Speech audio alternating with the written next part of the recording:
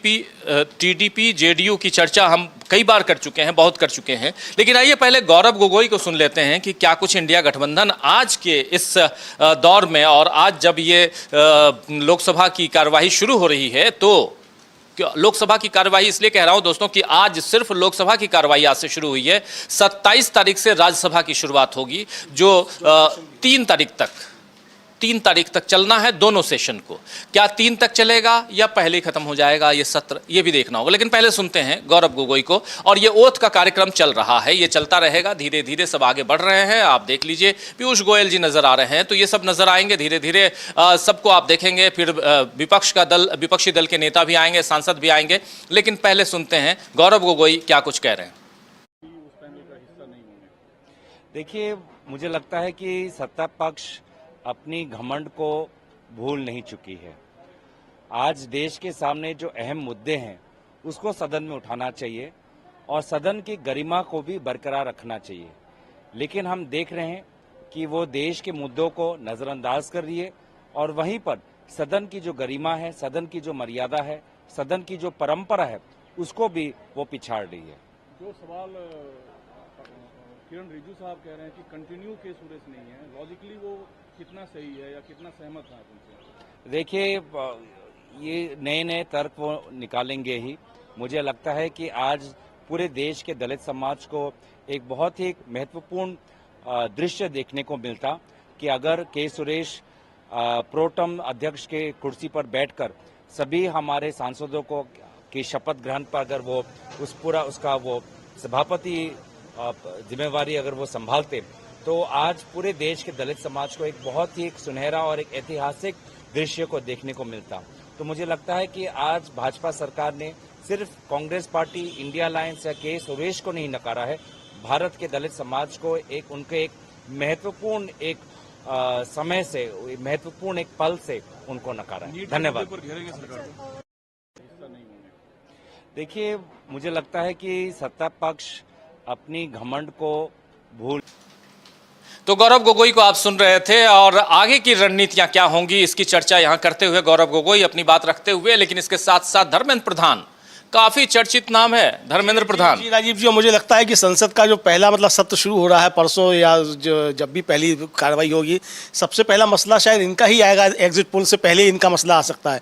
तो निशाने पे सबसे पहले ये दिखाई पड़ रहे हैं, चूंकि आज घोषणा कर दी एक तरीके से राहुल गांधी ने, तो पहली प्रेस कॉन्फ्रेंस कर दी थी कि हम नीट की करेंगे, और के सुरेश ने भी आज सुबह कह दिया कि नीट का मसला हम संसद में उठाएंगे। हालांकि सरकार ने जो है वो CBI की जाँच कर दी, उसकी घोषणा कर दी है। दबाव में सरकार है। बिल्कुल राजीव, निश्चित तौर पर दबाव में हो। जैसे ही संसद सत्र शुरू होने की बात हुई तुरंत कर दिया गया, वरना इससे पहले तो कहा जाता था कोई घोटाला हुआ ही नहीं है, कोई पेपर लीक हुआ ही नहीं है। यही शिक्षा मंत्री धर्मेंद्र प्रधान जो अभी शपथ ले रहे थे, यही कह रहे थे कि कोई पेपर लीक नहीं हुआ है। और उसके बाद जब विपक्ष का दबाव हुआ, NSUI के प्रदर्शन हुए, तमाम कांग्रेस के लोगों ने तमाम राज्य मुख्यालयों पर प्रदर्शन किए, उसके बाद विपक्ष पूरा एकजुट हुआ इसको लेकर के। ममता बनर्जी इस पर आक्रामक हुई, अखिलेश यादव इस पर बहुत ज़्यादा आक्रामक हुए, तेजस्वी यादव इस पर आक्रामक हुए, तब जाकर के ये इस पर हुआ कि संसद का पहला सत्र ही कहीं इसकी भेंट ना चढ़ जाए, और जो NTA के चेयरमैन है उनको हटाना पड़ा है, कहीं अब शिक्षा मंत्री को ना हटाना पड़ जाए।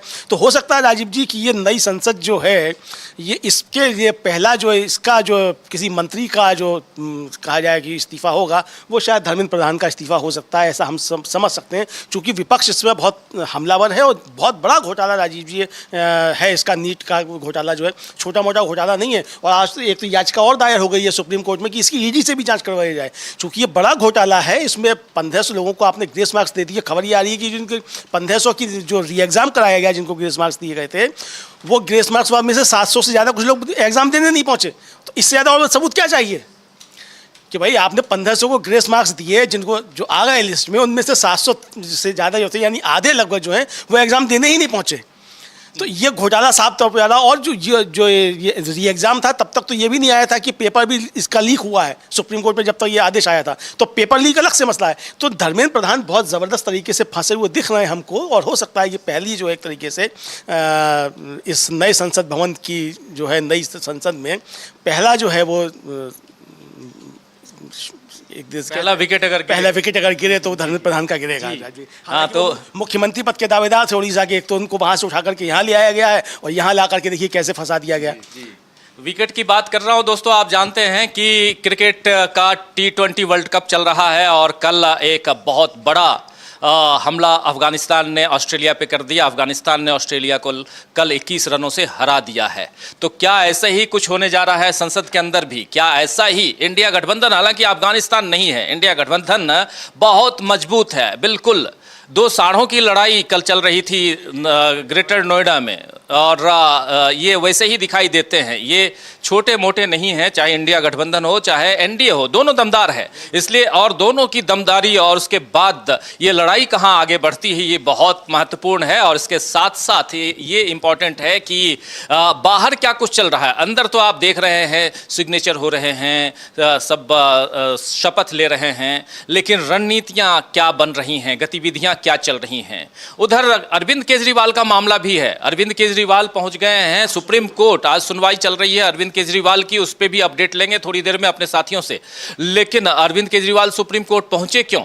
इसलिए पहुंचे सुप्रीम कोर्ट क्योंकि उनको जमानत मिलती है लोअर कोर्ट से, राउज एवेन्यू कोर्ट से।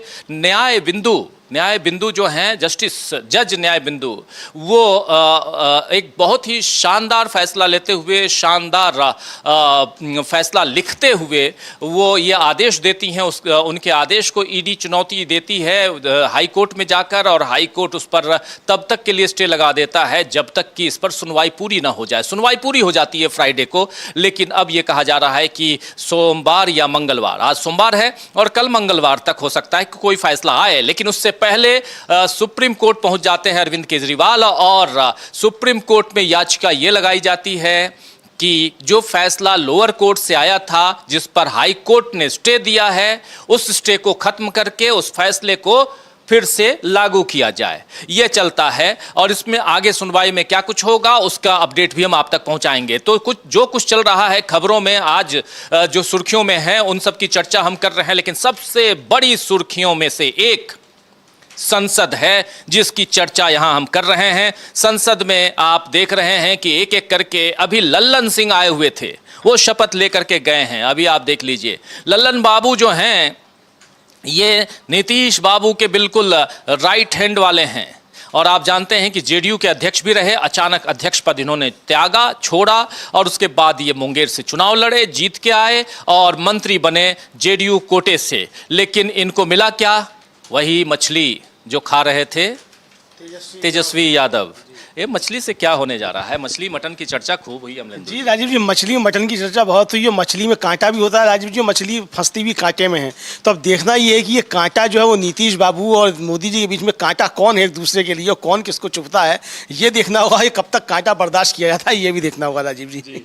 तो मछली विभाग लेकिन है लल्लन बाबू के पास, और अब अलग अलग नेता आ रहे हैं अपनी बातें यहाँ शपथ के। अब देखिए, ये साहब हैं पूर्व मुख्यमंत्री असम के सर्बानंद सोनोवाल, और इनको रिप्लेस किया था हिमंता बिस्वा शर्मा ने, और अभी वो सांसद बन गए हैं, और पहले भी थे, और इनको उस समय राज्यसभा से लाया गया था, अब लोकसभा से आए हैं, और इनको मंत्री पद भी दिया गया है असम से। असम में चुनाव हो उससे पहले असम की तैयारियां भी चल रही हैं। लेकिन इस साल जो चुनाव होने हैं वो 4 राज्यों के चुनाव हैं, जिसमें जम्मू कश्मीर सबसे पहले चुनाव हो सकता है। उसके अलावा जो 3 राज्य हैं उसमें एक महत्वपूर्ण राज्य महाराष्ट्र है, दूसरा महत्वपूर्ण राज्य हरियाणा है, और तीसरा इंपॉर्टेंट राज्य जो है वो झारखंड है। तो ये 4 राज्य कुल हैं जिसपे इस साल चुनाव होने हैं। 5वां राज्य दिल्ली है, जिसमें फरवरी तक, अगले साल फरवरी में चुनाव होना है, तुरंत साल के शुरुआत में। और उसके बाद फिर आगे बढ़ेगी गाड़ी और पहुंचेगी बिहार तक, और बिहार में भी साल के अंत में नवंबर दिसंबर में चुनाव है। तो चुनाव ही चुनाव है।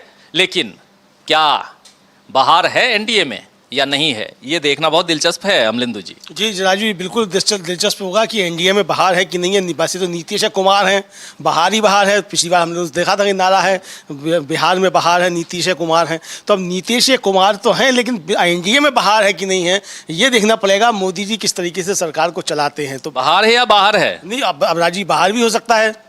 ये तो अब मैंने कहा ना कि मोदी जी के ऊपर निर्भर करेगा कि बाहर है कि बाहर है। नीतीश कुमार हैं, लेकिन देखिए नीतीश कुमार के ऊपर बहुत कुछ निर्भर करता है नीतीश कुमार को किस तरीके से मोदी जी जो है वो साधते हैं। और दूसरी इससे इससे बड़ी बात राजीव जी है कि क्या मोदी जी की मंशा इस सरकार को चलाने की है भी कि नहीं है।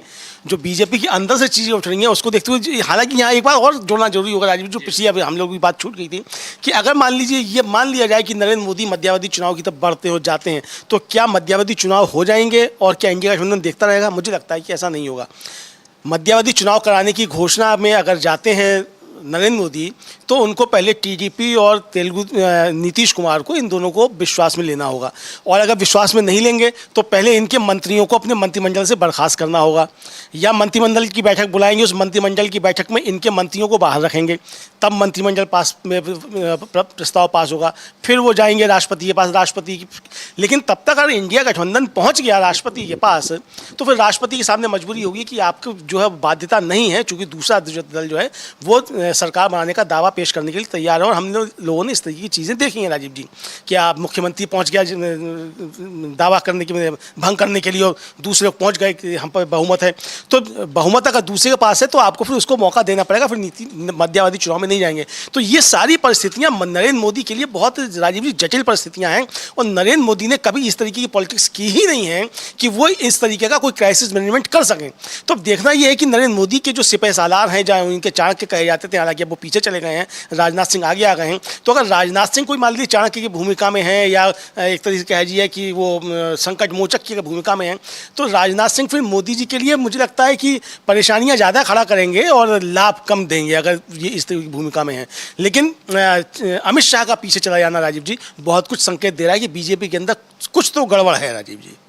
कुछ तो गड़बड़ है, बिल्कुल कुछ गड़बड़ है। लेकिन इसके अलावा उसके साथ साथ भूमिका नीतीश कुमार की क्या होगी, और चंद्रबाबू नायडू यानी टीडीपी के मुखिया की भूमिका क्या होगी। चंद्रबाबू नायडू अब आंध्र प्रदेश के मुख्यमंत्री भी हो चुके हैं, तो उनकी भूमिका भी महत्वपूर्ण है, क्योंकि दूसरी सबसे बड़ी पार्टी अगर एनडीए में है तो चंद्रबाबू नायडू की पार्टी है। उनकी पार्टी को 16 सीटें मिली थी, आप जानिए, और उसके अलावा नीतीश कुमार को 12 सीटें मिली थी। ये 16 और 12 मिलकर 28 सीटें होती हैं, और ये 28 सीटें अगर अलग हो गई तो 272 का आंकड़ा छूना नरेंद्र मोदी की पार्टी के लिए बहुत मुश्किल होगा, एनडीए बिखर जाएगा। ये बात लगातार चल रही है। लेकिन इसके अलावा दो बातें और भी हैं। एक है महाराष्ट्र, और उस महाराष्ट्र में दो पार्टियां हैं जो आज एनडीए के साथी हैं, और उसमें से सबसे बड़ी पार्टी शिंदे गुट है, शिवसेना शिंदे, जिनके पास 7 सीटें हैं, और उसके अलावा अजित पवार गुट जो एनसीपी जो है, और अजित पवार जो हैं वो आप जानते हैं कि भतीजे हैं शरद पवार के, उनके पास 1 सीट है। तो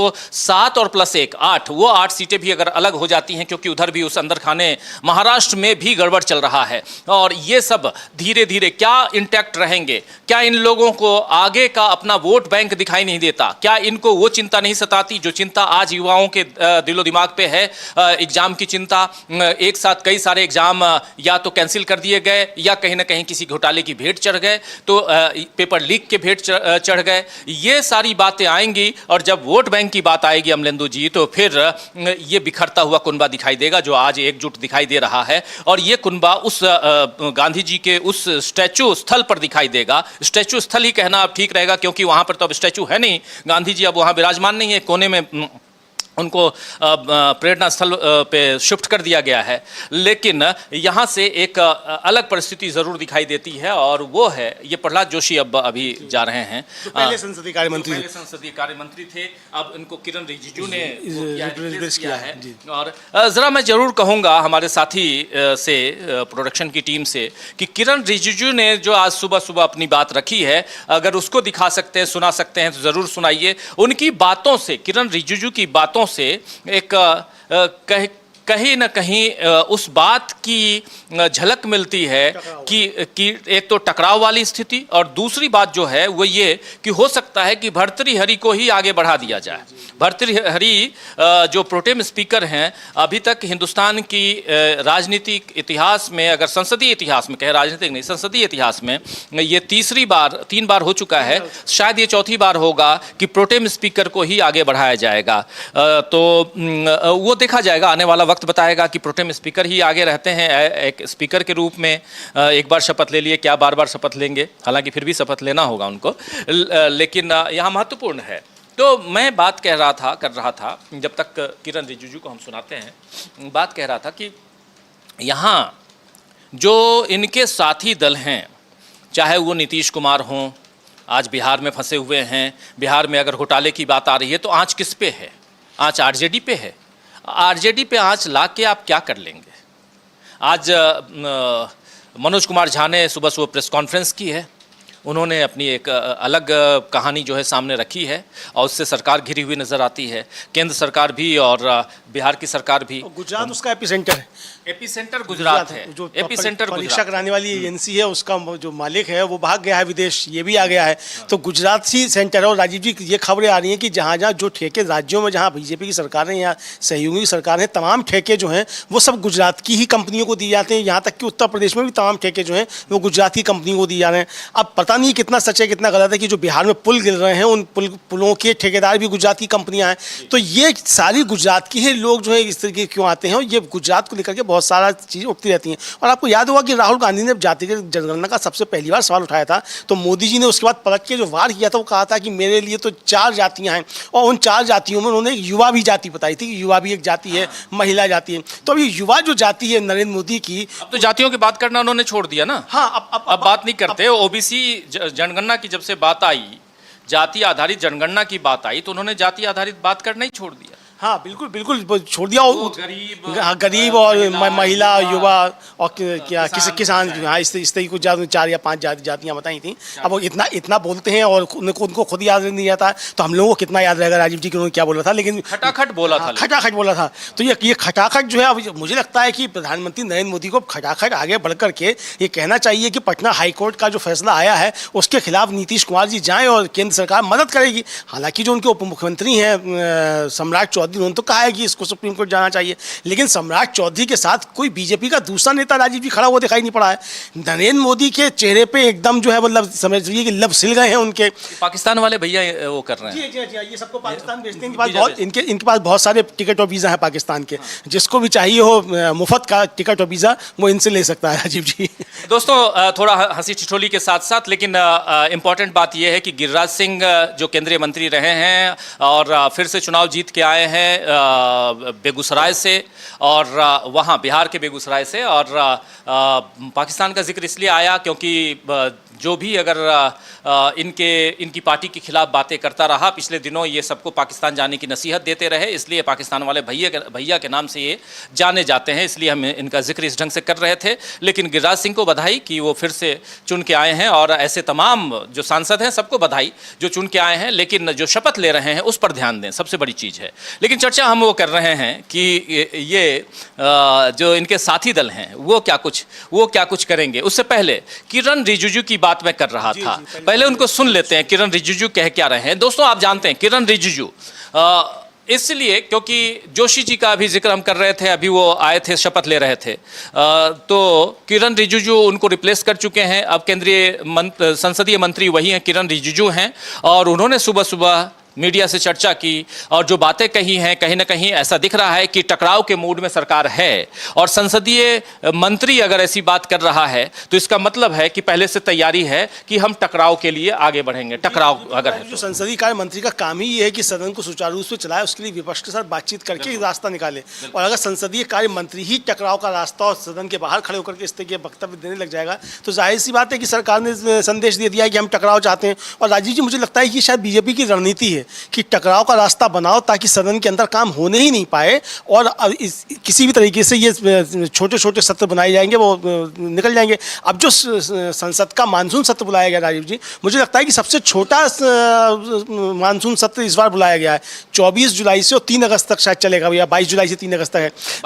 22 जुलाई से 3 अगस्त तक, तो इतना छोटा सत्र मुझे याद नहीं है अभी तक कि इसका मतलब मानसून सत्र इतना छोटा कभी भी हुआ हो, ये पहली बार हो रहा है। तो आप समझ सकते हैं कि इसका मतलब मंशा क्या है। अब जैसे आपने सवाल किया था कि ये सत्र भी जो 2 जुलाई तक पूरा चलेगा कि नहीं चलेगा, ये पहले ही हो जाएगा। हो सकता है राजीव जी कि 26 तारीख को या 25 तारीख को, नहीं 25 को नहीं 26 को ही घोषणा होगी, 26 की घोषणा होगी स्पीकर। लेकिन उसके बाद नहीं, उसके बाद राष्ट्रपति का अभिभाषण होगा, और राष्ट्रपति के अभिभाषण के तुरंत बाद ही ये नीच का मसला उठ सकता है। हो सकता है वहाँ से टकराव की स्थिति हो, और बिना किसी बहस के प्रधानमंत्री का भाषण है वो एक तरह से कहा जाए कि वो हो जाए, और सत्र को समाप्त करने की घोषणा कर दी जाए। अगर वैसी स्थिति आती है अमलेंदु जी, वैसी स्थिति आती है तो ये लोकतंत्र के लिए अच्छा नहीं होगा और ये साफ दिख जाएगा कि नरेंद्र मोदी चाहते क्या हैं। लेकिन उसके बाद आप इतना तय मानिए कि इंडिया गठबंधन भी बैठने वाला नहीं रहेगा, ये तो साफ दिखेगा। लेकिन पहले सुनते हैं किरण रिजिजू कह क्या रहे थे अभी से थोड़ी देर पहले जब सदन की कार्यवाही शुरू हो रही थी, सुनिए जरा।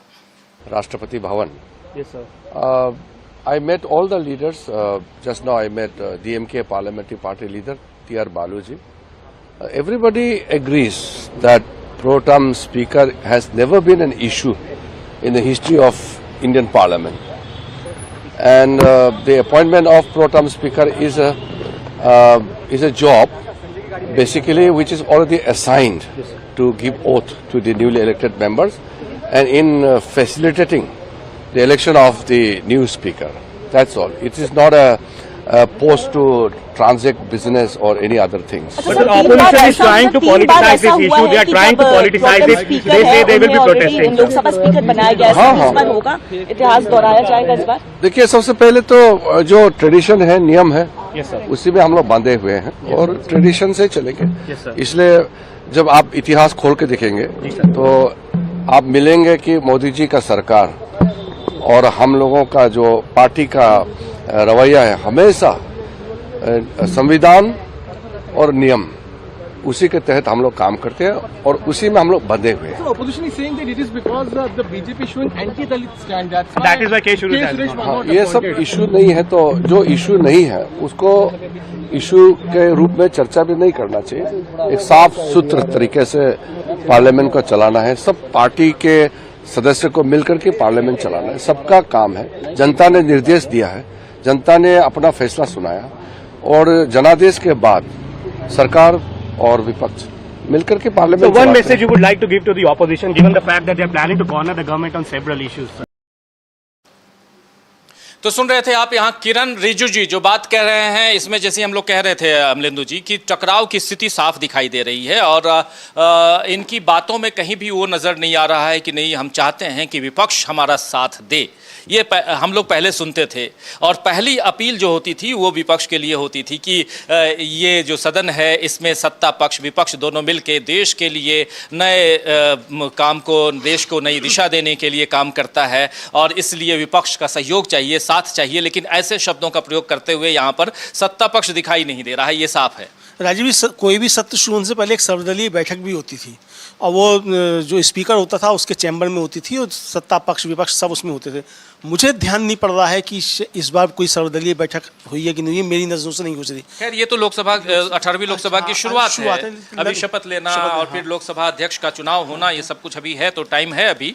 हो सकता है कि आने वाले समय में जब दबाव की स्थिति और बनेगी, जब दबाव इनके ऊपर बढ़ेगा तो ये सब कुछ करते हुए नजर आएंगे। ऐसे भी आपने देखा कि अभी एनटीए के डीजी को हटा दिया गया है ना, सुबोध कुमार सिंह को हटाया गया। अब शिक्षा मंत्री का नंबर है और राहुल गांधी लगातार कह रहे हैं शेयर घोटाला हमने देख लिया, बहुत सारे घोटाले सामने हैं, रेल एक्सीडेंट हमने देख लिया, एक नहीं बल्कि 3-3 पुल को गिरते हुए हमने बिहार में देखा। तो बहुत कुछ हम देख रहे हैं जो कुछ हो रहा है। हमने उसमें दरार भी देख ली अटल सेतु में दरार, और सबसे बड़ी चीज कि राम जी जो हैं, हम जिसको लाए हैं वो हमको लाए हैं, शायद ऐसे ही कुछ नारा था वहाँ अयोध्या में। हाँ, जो राम को लाए हैं, मैं तो ऐसे नारे भी याद नहीं रख पाता हूँ। लेकिन वहाँ अयोध्या रेलवे स्टेशन की दीवार कल गिर गई, दीवार गिर गई।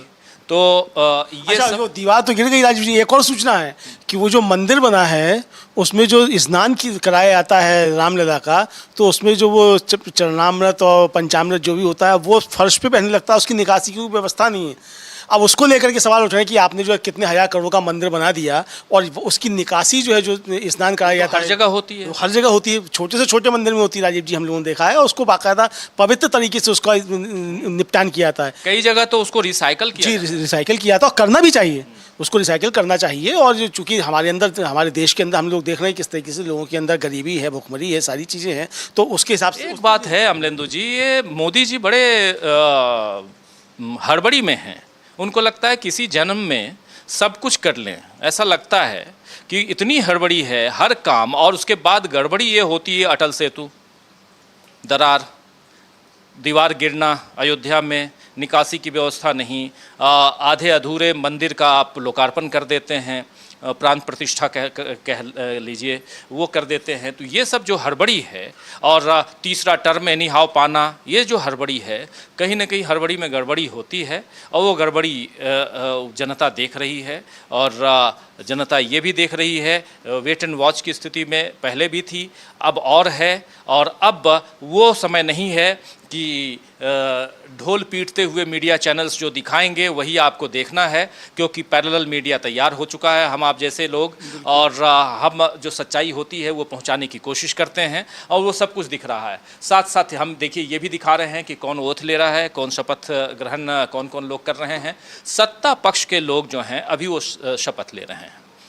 सत्ता पक्ष यानी एनडीए के जो लोग हैं वो शपथ ले रहे हैं, और उसके बाद जो विपक्ष है, इंडिया गठबंधन है, वो शपथ लेगा, ये दिखाई दे रहा है। ये अभी तक तो ऐसे ही मनसुख मांडविया बीजेपी के हैं, ये शपथ ले रहे हैं। हाँ, एक मिनट आइए। हाँ, क्या अभी मंत्रियों का शपथ ग्रहण चल रहा है, उसके बाद राज्यवार जो अल्फाबेट के हिसाब से चलेगा। आज ए से लेकर के तक जो राज्य शुरू होते हैं उनके सांसद शपथ लेंगे। तकरीबन 280 सांसदों का आज शपथ ग्रहण होगा, बाकी बचे जो सांसद होंगे वो कल शपथ ग्रहण करेंगे। देखिए, तो ये नई जानकारी है हमारे लिए और आप सबके लिए भी। दोस्तों, आप सब हो सकता है हमसे ज़्यादा जानकार हैं, आपको ये जानकारी होगी। तो अभी मंत्रियों का शपथ ग्रहण हो रहा है, हमारे साथी अविनाश जी बता रहे थे, और इसके बाद फिर ए से लेकर कहाँ तक, के तक, ए से लेकर के तक अल्फाबेटिकली सबका वो होगा, शपथ ग्रहण होगा। अभी मंत्रीगण शपथ ले रहे हैं, मंत्रीगण को काम करना है, जल्दी जल्दी देश की सेवा करनी है। सांसद या ए से लेके के तक जो राज्य हैं ए से लेकर के तक, जैसे उनके सांसद, तो ए से लेकर के तक के जो राज्य हैं उनके सांसद उसके बाद शपथ लेंगे। अभी मंत्रियों का शपथ ग्रहण हो रहा है। असम से केरला के लेंगे, उत्तर प्रदेश वाले कल लेंगे, उत्तर प्रदेश उत्तराखंड में महाराष्ट्र में सब कल लेंगे। तो उत्तर प्रदेश, महाराष्ट्र, मतलब के बाद वाले जो हैं वो कल लेंगे, और उससे पहले ए वाले अरुणाचल प्रदेश, असम, ऐसे राज्य यहाँ से शुरुआत होगी, आंध्र प्रदेश, इन सब से शुरुआत होगी। तो ये चौंकिएगा मत कि अरे असम का पहले आ गया, आंध्र प्रदेश का पहले आ गया और उत्तर प्रदेश का नहीं आया, तो सबकी बारी आएगी। लेकिन पहले ए से लेकर के तक आज, और राज्यों के राज्यवार नाम जो हैं वहाँ से जो चुन के आए हैं सांसद, वो शपथ लेंगे। लेकिन अभी जो शपथ ले रहे हैं वो जो इस सरकार में मंत्री पद की शपथ ले चुके हैं, जिनको पोर्टफोलियो बांटा जा चुका है, और जिनको और जो लोकसभा में, बिल्कुल ये सब तो लोकसभा वाले ही हैं, सब लोकसभा वाले ही हैं, और लोकसभा में जो हैं ये शपथ ले रहे हैं। तो ये एक जानकारी, बहुत इंपॉर्टेंट जानकारी है। तो देखिए, 12 बजने में 10 मिनट का वक्त है, यानी अभी हम गुड मॉर्निंग ही कह सकते हैं। और आप सबको एक बार फिर से गुड मॉर्निंग, सत श्री अकाल, नमस्कार करता हूं। जो साथी बाद में जुड़े हैं, आप सबका स्वागत है तहे दिल से इस डीबी लाइव के बिग ब्रेकिंग में। और ब्रेकिंग न्यूज में आज से शुरुआत हो रही है 18वीं लोकसभा की, और इस 18वीं लोकसभा में तस्वीरें कुछ बदली सी हैं। अभी से थोड़ी देर पहले गांधी जी की जहां प्रतिमा थी, जहां मूर्ति थी, उसी मूर्ति के पास, अब चूंकि मूर्ति नहीं है, खाली मैदान है, वहां पर इंडिया गठबंधन के तमाम नेता हाथ में संविधान लेकर वो वहां नारेबाजी करते हुए नजर आए। एक बार फिर से उस विजुअल को आप लोगों के बीच लेकर आना चाहता हूं। उसको जरा मैं कहूंगा हमारे साथी से कि उसको ले आइए स्क्रीन पर। वो विजुअल बहुत इंपॉर्टेंट है, क्योंकि कभी वहां मूर्ति यानी कि गांधी जी के साथ साथ वहां एक अहिंसा परमो धर्मः का जो नारा था वो बुलंद होता था। और लेकिन आज देखिए क्या कुछ दिखाई दे रहा है। तस्वीर आ गई सामने, और इस तस्वीर में देखिए बीच में दिखाई दे रहे हैं मल्लिकार्जुन खड़गे, बीच में दिखाई दे रहे हैं, लेकिन उसके अलावा सोनिया गांधी भी दिखाई दे रही हैं। ये तमाम नेता हैं, ये दिखाई दे रहे हैं। जरा फुल स्क्रीन लेके आइए। नारेबाजी क्या हो रही है, या नारे लगाए जा रहे हैं, वो क्या कहे जा रहे हैं, ये भी सुन लेते हैं। ये बहुत इंपॉर्टेंट विजुअल है, और इस जो नेता हैं इनमें कल को हो सकता है कि टीडीपी के लोग भी दिखाई दें, हो सकता है है, परसों जेडीयू के लोग भी दिखाई दें, नरसों हो सकता है कि कुछ और एनडीए के घटक दल के नेता यहाँ दिखाई दें। और जो अभी शपथ ले रहे हैं युवा बिहारी, वो भी दिखाई दें, ये भी राजीव जी हो सकता है, क्योंकि उनका सामान भी निकलवा के सड़क पर फेंकवाया गया था।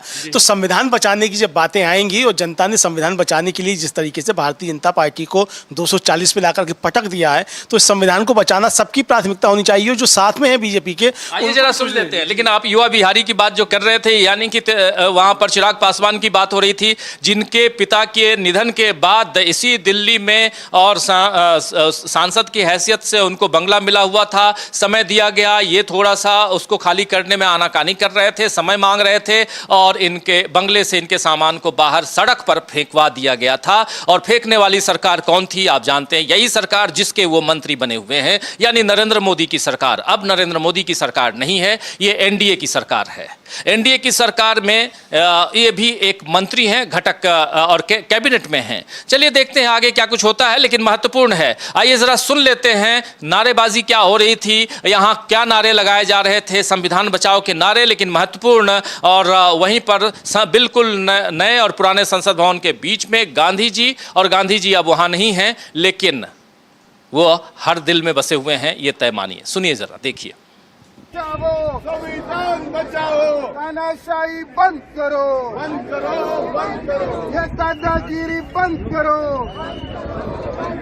संविधान को रक्षा करो, संविधान को रक्षा करो, संविधान बचाओ, तानाशाही बंद करो, बंद करो, बंद करो, ये दादागिरी बंद करो, संविधान को रक्षा करो, संविधान को रक्षा करो, संविधान बचाओ, तानाशाही बंद करो, बंद करो, बंद करो, ये दादागिरी बंद करो, संविधान को रक्षा करो, संविधान को रक्षा करो, संविधान बचाओ, तानाशाही बंद करो, बंद करो, बंद करो, ये दादागिरी बंद करो, संविधान को रक्षा करो, संविधान को रक्षा करो, संविधान बचाओ, तानाशाही बंद करो, बंद करो, बंद करो, ये दादागिरी बंद करो, संविधान को रक्षा करो, संविधान को रक्षा करो, संविधान बचाओ, तानाशाही बंद करो, बंद करो, बंद करो, ये दादागिरी बंद करो, संविधान को रक्षा करो, संविधान को रक्षा करो। तो सुन रहे थे आप, संविधान की बात हो रही है, संविधान की रक्षा की बात हो रही है। और सबसे बड़ी चीज़ कि इसी पर चुनाव भी इस बार लड़ा गया था और इसकी दुहाई ज़रूरी भी है, संविधान की रक्षा। और इसके लिए अगर आप शपथ ले रहे हैं, कस्में खा रहे हैं, तो बहुत बड़ी बात है, बहुत अच्छी बात है। लेकिन इसी मौके पर क्या कुछ कहा है मल्लिकार्जुन खड़गे ने, ज़रा वो भी सुन लेते हैं। मल्लिकार्जुन खड़गे ने बहुत महत्वपूर्ण बात रखी है अपनी, उनको सुनते हैं क्या कुछ कह रहे हैं मल्लिकार्जुन खड़गे। आइए सुनते हैं, सुनिए। लेके आप लोग आ रहे हैं, क्या कहेंगे सर?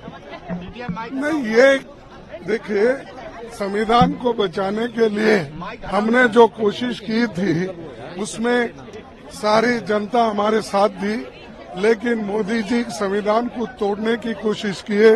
इसीलिए आज सभी पार्टी के नेता लोग एक होकर ये जो प्रोटेस्ट कर रहे हैं, और यहाँ पर जो गांधी स्टैचू थी और वहीं पर हम प्रोटेस्ट कर रहे हैं। नेहरू, बाबा साहब अम्बेडकर की वहाँ थी और गांधी जी की यहाँ थी, यानी हर नॉर्म्स को, डेमोक्रेटिक नॉर्म्स को तोड़ रहे हैं। इसीलिए आज हम ये दिखाना चाहते हैं, भाई मोदी जी आप संविधान के तहत चलिए। इमरजेंसी की बात नहीं, देखो 100 बार यही बात बोलेंगे, और इमरजेंसी के 50 साल हो रहे बोले तो तुम इमरजेंसी से without declaring emergency you are doing it. इसीलिए हर बार वही बात बोल के आप कितने दिन ऐसा ही। तो सुन रहे थे आप मल्लिकार्जुन खड़गे अपनी बात रख रहे हैं, मीडिया से चर्चा करते हुए, पत्रकारों के सवालों का जवाब देते हुए, और सदन में जो कुछ होने जा रहा है, सदन में जो कुछ हुआ है और क्या परिस्थितियां बन गई हैं, इन सबको यहां पर बताते हुए, इसका जिक्र करते हुए मल्लिकार्जुन खड़गे कांग्रेस पार्टी के प्रेसिडेंट हैं, अध्यक्ष हैं, और इनके ऊपर बहुत सारी जिम्मेदारियां हैं, जवाबदेही है, इसलिए क्योंकि इंडिया गठबंधन इन्हें देखता है, इनकी ओर देखता है। मल्लिकार्जुन खड़गे 82-83 साल की उम्र, लेकिन इस उम्र में भी नौजवान नजर आते इसलिए क्योंकि काफ़ी मेहनत करते हैं खड़गे साहब, ये साफ दिखाई देता है। लेकिन इनके साथ साथ ज़रा और आगे बढ़ना चाहता हूं, और जब कई बार हम लोग जिक्र कर रहे हैं अयोध्या का, तो अयोध्या से ही समाजवादी पार्टी के सांसद, क्योंकि वहां अयोध्या में बीजेपी को सबसे बड़ा झटका लगा, फैजाबाद से कहें, वो सीट तो फैजाबाद है, और समाजवादी पार्टी के सांसद अवधेश प्रसाद पासी, हाँ, तो लेकिन लिखते शायद अवधेश प्रसाद ही लिखते हैं। अवधेश बहुत सीनियर लीडर है, 80 साल से ऊपर की उनकी भी उम्र है राजीव जी। और उनके साथ एक और मज़ेदार वाक़या हुआ, अखिलेश यादव जब गए वहाँ जनसभा करने के लिए चुनाव के दौरान, तो उन्होंने, अखिलेश यादव ने कहा कि पूर्व विधायक अवधेश प्रसाद जी, तो अवधेश प्रसाद जी ने कहा कि साहब मैं भी वर्तमान विधायक हूँ, तो उन्होंने कहा कि नहीं, तुम वर्तमान विधायक नहीं हो, अब तुम सांसद होने वाले हो, इसलिए तुमको पूर्व विधायक कह रहा हूँ। और आप देखिए कि अखिलेश यादव, मुझे लगता है कि सबसे बड़े नजूमी जो है जोशी, वो अखिलेश यादव साबित हुए क्या, जो उन्होंने उस जनसभा में ही कह दिया कि अवधेश प्रसाद पूर्व विधायक, और इसलिए कहा चूंकि आप सांसद बनने वाले हैं और सांसद बन गए। और इससे ज़्यादा महत्वपूर्ण बात राजीव जी है कि अयोध्या की सीट तो है ही, इसके साथ साथ अवधेश प्रसाद दलित हैं और वो सामान्य सीट से जीत करके आ रहे हैं समाजवादी पार्टी के टिकट पे। ये प्रयोग समाजवादी पार्टी ने राजीव जी किया है इस चुनाव में, और ये काफ़ी ज़्यादा सफल प्रयोग, मतलब एक तरीके से माना जा रहा है कि बहुत अच्छा सफल प्रयोग हुआ। और जिस तरीके से अवधेश प्रसाद वहाँ से जीत करके आ रहे हैं, उसके बाद मतलब भारतीय जनता पार्टी का हिंदू विरोधी चेहरा जो है वो किस तरीके से सामने खुल करके आया कि हिंदुओं को गाली देना जो शुरू हो गई, मतलब भक्तों ने देना शुरू कर दी, मोदी जी के भक्तों ने, और ये कहना शुरू कर दिया कि अयोध्या के लोगों से कुछ सामान मत खरीदना, पूजा करने के लिए जाओ तो पूजा का सामान भी अपने यहाँ से लेकर के आना। मतलब बहिष्कार की बातें जो अब तक मुसलमानों के खिलाफ होती थी, वो सारी अब अयोध्या के लोगों के खिलाफ होने लगी। यानी कि ये समझ में आ गया राजीव जी कि ये हिंदू विरोधी भी हैं और रामद्रोही भी हैं। ये अवधेश प्रसाद की जीत ने जो था एक तरीके से सामने ला करके रख दिया भारतीय जनता पार्टी का असली चाल चरित्र चेहरा जो है राजीव जी। तो अवधेश प्रसाद ने क्या कुछ कहा है जरा सुन लेते हैं, क्योंकि वो भी अब सदन में आ चुके हैं और कई लोग फर्स्ट टाइमर भी हैं। उनमें से आपने देखा कुछ लोगों के इंटरव्यू भी हमने लिए, कुछ लोगों के इंटरव्यू अभी लाइनअप हैं, वो सब भी जो फर्स्ट टाइमर यानी पहली बार जो सांसद बने हैं, उनमें से मैक्सिमम लोगों के इंटरव्यू हम आप तक पहुँचाएंगे दोस्तों आने वाले समय में, और कुछ लोगों के इंटरव्यू हम पहुँचा भी रहे हैं। तो आपने देखा भी आनंद भदौरिया अभी लगभग 3 घंटे उन्होंने बैठ करके हमारे इसी ऑफिस में चर्चा की थी उन्होंने, और पहली बार सांसद बने और कैसे पॉलिटिक्स में आए, ये सारी चर्चा हम लोगों ने उनके साथ की थी। तो अवधेश प्रसाद ने क्या कुछ कहा है मीडिया से चर्चा में, आइए पहले वो सुन लेते हैं। अयोध्या और वहाँ से समाजवादी पार्टी, फैजाबाद से समाजवादी पार्टी की जीत क्या मायने रखती है, और कैसे उसके बाद अवधेश प्रसाद को ट्रोल किया जाता रहा, कैसे हिंदू बनाम हिंदू हो गया वहाँ पे, कैसे ये कहा गया कि देखिए राम के नाम पर बीजेपी चुनाव लड़ती आई और राम के नाम पर आप लोगों ने वहां बीजेपी को हरा दिया। आपको थोड़ा सा करेक्ट करना चाहूंगा, हिंदू बनाम हिंदू नहीं हुआ, बीजेपी बनाम हिंदू हो गया, क्योंकि हिंदुओं को गालियां दी जा रही थी। तो हिंदुओं को गाली देने वाले, मैं समझता हूँ वो हिंदू तो नहीं हो सकते जो अयोध्या के हिंदुओं को खासतौर से राजीव जी गाली दें। तो ये बीजेपी बनाम हिंदू हो गया और बीजेपी वाले हिंदू नहीं है, ये समझ में आ गया। मतलब बीजेपी वाले जो हैं वो हिंदू विरोधी कैसे हैं वो साफ दिखाई दिया, क्योंकि बीजेपी वाले हिंदुओं को गाली देते हुए नजर आए। और इस जीत के बाद समाजवादी पार्टी के कैंडिडेट अवधेश प्रसाद की जीत के बाद, लेकिन अवधेश बाबू कह क्या रहे सुनिए जरा। अयोध्या से क्या प्राथमिकताएं हैं आपकी बतौर सांसद लोकसभा में होगी? मर्यादा पुरुषोत्तम राम, प्रभु श्री राम की मर्यादाओं को अक्षुण्ण रखते हुए पूरे देश में उनकी मर्यादा को कायम करूंगा और वहां के देवतुल्य मतदाताओं की उम्मीदों पर खरे उतरूंगा। समाजवादी पार्टी का स्वाभाविक तौर पे ये पार्टी का एजेंडा होगा, वो पार्टी का कौन सा एजेंडा है जो अभी तय होगा। लेटर अभी हमारे राष्ट्रीय अध्यक्ष है मीटिंग में, के लिए कोई खास प्लान? हाँ है, प्लान है बढ़िया, क्या प्लान है बताएंगे। तो अवधेश प्रसाद को आप सुन रहे थे दोस्तों। अवधेश प्रसाद अब सदन के अंदर पहुंच चुके हैं। शपथ ग्रहण इनका कल होगा। आप जानते हैं कि अल्फाबेटिकली उत्तर प्रदेश का नंबर जो है वो कल आएगा, आज ए से लेकर के के तक, और उसके बाद उससे पहले जितने मंत्री हैं वो शपथ ले रहे हैं। और अवधेश प्रसाद का जो ये इंटरव्यू है, जो मीडिया से चर्चा बाइट कह लें, ये बहुत महत्वपूर्ण है और जिनके बारे में अभी चर्चा कर भी रहे हैं, बात कह भी रहे थे, बता भी रहे थे हमारे साथी अमलेंदु उपाध्याय जी। अमलेंदु जी, हम चर्चा कर रहे हैं सदन के अंदर जो कुछ चल रहा है। पहली बार संसद का ये विशेष सत्र 18वीं लोकसभा का, और इस सत्र में सबसे महत्वपूर्ण बात जो है वो ये है कि पिछले 10 साल में पहली बार सदन के अंदर बीजेपी 272 के आंकड़े से पीछे है, और यही कहीं ना कहीं जो मन को महसूस कर, मन को बिल्कुल जैसे कि सिर पे हाथ रख के कि अरे ये क्या हो गया, वो नरेंद्र मोदी नज़र आए होंगे हम लोगों के बीच। तो वो तस्वीर नहीं आई, तस्वीर उनकी थोड़ी सी मुस्कुराती हुई आई, लेकिन कुछ तस्वीरें ऐसी भी आईं जहां वो परेशान नज़र आ रहे थे। उनकी परेशानी दूर तब हुई जब वो संसदीय दल के नेता चुने जाते हैं और सेंट्रल हॉल में वो अपना भाषण देते हैं, और उससे पहले नीतीश बाबू उनका पैर छूते हुए नज़र आते हैं। तो यहीं से थोड़ी सी मुस्कान उनके चेहरे पे नज़र आई, वरना तो वो परेशान ही नज़र आ रहे थे। लेकिन यहाँ पर अब शपथ ग्रहण और अवधेश प्रसाद के जिक्र हम कर रहे थे, और भी बहुत सारी चीज़ें हैं। खबरों में क्या कुछ चल रहा है ये भी यहाँ पर चर्चा ज़रूरी है। क्या कुछ देख रहे हैं आप? राजीव जी, अभी खबरों में तो अरविंद केजरीवाल के मामले पे जो हम लोगों ने बताई दिया था, उस पर सुनवाई वहाँ चल रही है सुप्रीम कोर्ट में, और उसमें देखते हैं कि क्या फैसला आता है। चूँकि वो लोअर कोर्ट से, यानी कि जो ट्रायल कोर्ट है राउज एवेन्यू कोर्ट, उनकी जज जो थी न्यायबिंदु, उन्होंने तो फैसला दे दिया था कि जमानत अरविंद केजरीवाल को दी जाती है, और उन्होंने बाकायदा जो PMLA एक्ट के अंतर्गत धाराएँ हैं उनका हवाला देते हुए, सुप्रीम कोर्ट के जो रूलिंग्स हैं उनका हवाला देते हुए, और CJI चंद्रचूड़ का एक जो वक्तव्य था उसको देते हुए कि भाई लोअर कोर्ट में जो है जजेस जो हैं वो घबराते क्यों हैं जमानत देने से, इसको उन्होंने कोर्ट करते हुए जमानत दी है, और बहुत डिटेल में उन्होंने जाकर के जमानत दी। अब जो हाई कोर्ट पहुंची थी ED जाकर के, और अपलोड भी नहीं हुआ था वो आदेश जो था वेबसाइट पे, और उससे पहले वो जाकर के वहाँ पहुँच गए हमको सुना जाए, चूँकि हमको वहाँ नहीं सुना गया। तो ये सारी चीज़ें, तो मुझे लगता है कि सुप्रीम कोर्ट में बहस ये भी होनी चाहिए कि ED जिस याचिका को लेकर के हाई कोर्ट में गई थी, वो याचिका एंटरटेन करने योग्य नहीं थी, चूँकि ED के पास में उस समय तक कोई आदेश नहीं था कि किस आदेश के विरुद्ध वो आई है। तो आदेश जब तक आपके पास नहीं, तो आप वहाँ पहुँचे किस लिए थे, और हाई कोर्ट ने उसको सुन कैसे लिया। मुझे लगता है इस पर भी बात होनी चाहिए, ताकि आगे से इस तरह की चीज़ें वो ना होने पाए। बाकी जो अरविंद केजरीवाल के वकील हैं, विद्वान अधिवक्तागण हैं, अभिषेक मनु सिंघवी वहाँ शायद पैरवी कर रहे हैं, तो वो इस पर क्या बातें करते हैं, ये उनका अपना।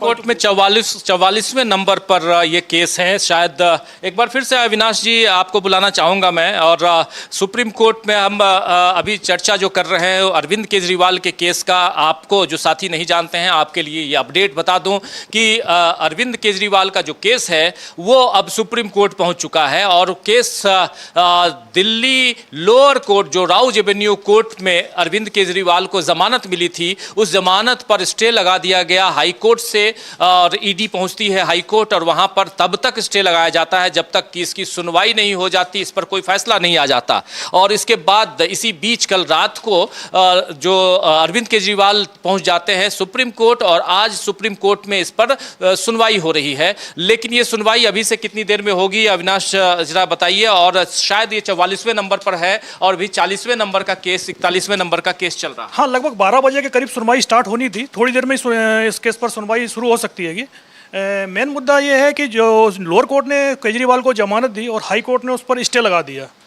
केजरीवाल के वकीलों का कहना यह था कि हाई कोर्ट यदि चाहे तो जमानत को खारिज कर सकता है, लेकिन उसके पास सुनवाई तो कर ही रहा है और फैसला सुरक्षित रख लिया, और संभवतः आज फैसला भी आ सकता है हाई कोर्ट से। हाँ, हाई कोर्ट से भी फैसला आ सकता है ये, लेकिन उससे पहले सुप्रीम कोर्ट में भी याचिका दायर कर दी, उस पर भी सुनवाई होने वाली है।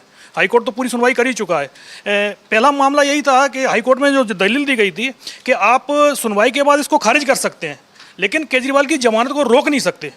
यदि ये जमानत याचिका हाई कोर्ट खारिज कर देता है तो दोबारा फिर सरेंडर कर देंगे। जब सुप्रीम कोर्ट ने जमानत दी थी केजरीवाल को चुनाव प्रचार के लिए, तो जो तय समय में उन्हें सरेंडर करना था, केजरीवाल ने उसी समय सरेंडर कर दिया। सुप्रीम कोर्ट में भी जो उन्होंने दलील दी है वो मेन यही है कि एक नेता जो सरकार का विरोध करता है, विरोधी पक्ष का नेता है, खाली इस आधार पर आप उसको जेल में रखने की कोशिश कर रहे हैं, यह पूरी तरीके से गलत है। यदि मामले में हाईकोर्ट जो जमानत मिली हुई जमानत अधिकार है, यदि ईडी के पास सबूत हैं तो हाईकोर्ट या सुप्रीम कोर्ट में उस जमानत को रद्द किया जा सकता है।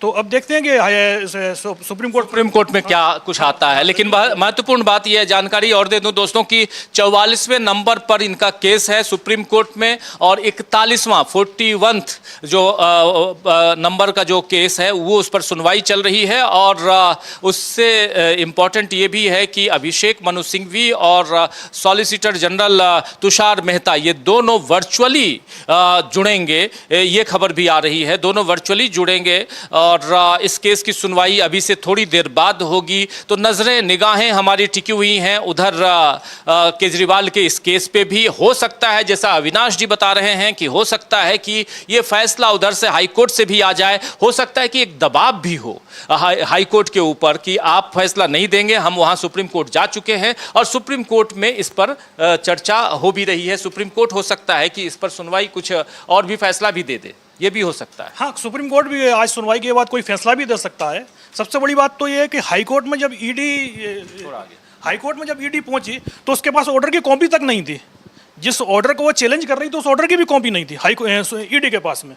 ये एक भी बहुत बड़ा मुद्दा था कि भाई आपको ऑर्डर की कॉपी लेके आना चाहिए था, लेकिन हाई कोर्ट की सिंगल बेंच ने ईडी के उस याचिका पर ही स्टे लगा दिया कि जब तक हम फैसला नहीं देंगे तब तक आप केजरीवाल को रिहा नहीं कर सकते। तो अब ये माना भी जा सकता है कि हाई कोर्ट पर भी काफ़ी प्रेशर है, लेकिन और हाई कोर्ट 24 या 25 तारीख को बोला था कि फैसला देगा और शायद आज शाम तक फैसला हाई कोर्ट से भी आ सकता है। हाँ। यहाँ राजीव जी एक महत्वपूर्ण बात यह है कि जब हेमंत सोरेन की याचिका पर बहस हो रही थी सुप्रीम कोर्ट में, तो जब कपिल सिब्बल ने कहा कि भाई हमको सुना नहीं गया, हाई कोर्ट ने वहाँ जो फैसला सुरक्षित रख लिया, कई महीने तक सुरक्षित नहीं रखा उसका फैसला, जब हम सुप्रीम कोर्ट आए तब जाकर के दिया, फिर हमको यहाँ सुप्रीम कोर्ट में नहीं सुनाया। तो जो जज सुन रहे थे सुनवाई को, उन्होंने कहा कि भाई ये बड़ी समस्या है, हाई कोर्ट में जो चल रहा है उसको हम किस तरीके से नियंत्रित करें, सुप्रीम कोर्ट मतलब किस तरीके से। यानी कि राजीव जी न्यायपालिका के अंदर हाई कोर्ट्स की कार्यप्रणाली को लेकर के सुप्रीम कोर्ट के अंदर भी कुछ चिंताएं हैं, इस तरीके की जो चीज़ें इस तरीके से आ रही हैं।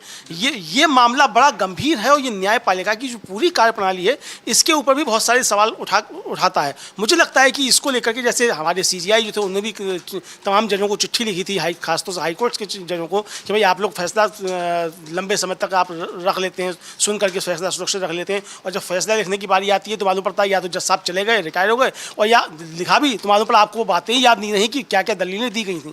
तो ये बड़ा गंभीर मसला है। तो इस गंभीर मसले की तो मुझे लगता है सुप्रीम कोर्ट को कोई एक चीज़ जो है वो मैकेनिज्म तैयार करना होगा। हालांकि जो एक बार अगर आप जज बन गए राजीव जी, तो बड़ा जज के पद से हटाना जो है बड़ी टेढ़ी खीर हो जाता है, फिर आप उस सीट पे बैठ करके आप कुछ भी फैसला दे दें। अब एक जज साहब ने तो कह दिया कि मोर के आंखों से आंसू निकलते हैं, उससे जो है वो मोर नया बच्चे पैदा कर देता है।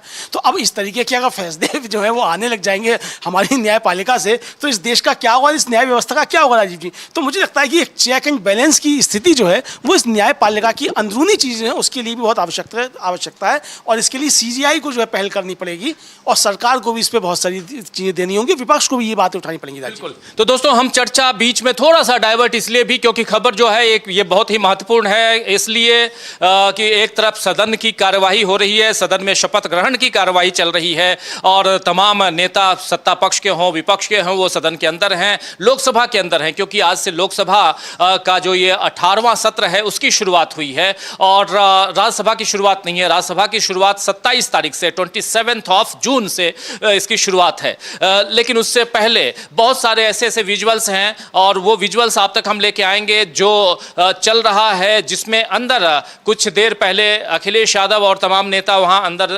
पहुंचे, उन सब के विजुअल्स भी मैं कहूंगा कि जरा स्क्रीन पर ले आ सकते हैं तो लेके आइएगा। और लेकिन साथ साथ दूसरी तरफ हम चलें तो अरविंद केजरीवाल का केस बहुत महत्वपूर्ण है, जिसका जिक्र यहाँ कर रहे थे हमारे दोनों साथी अमलेंदु उपाध्याय जी और अविनाश जी, और ये दोनों लेकिन इस बीच ये खबर आ रही है अरविंद केजरीवाल के मसले पे कि सुनवाई शुरू हो चुकी है, बेंच ने ऑलरेडी मैटर उठा लिया है और अब इस पर अरविंद केजरीवाल के मसले पे आगे क्या कुछ होता है सुप्रीम कोर्ट में, ये बहुत दिलचस्प होगा। तो इसी डीबी लाइव के इस बिग ब्रेकिंग में हम आप तक ये भी पहुंचाएंगे कि अरविंद केजरीवाल के मसले पे क्या कुछ आगे होने जा रहा है। ये आप बने रहिए हमारे साथ, लगातार हम चाहे अरविंद केजरीवाल का मामला हो या सदन का मामला हो यानी लोकसभा का मामला हो, ये सब कुछ आप तक हम पहुंचा रहे हैं, लगातार पहुंचाते रहेंगे। और उधर संसद भवन में जो आज चल रहा है उसमें एक बार फिर से आपको बता दूं कि अभी जो शपथ ग्रहण की कार्यवाही चल रही है वो 72 जो मंत्री बने हैं, जो सांसद मंत्री पद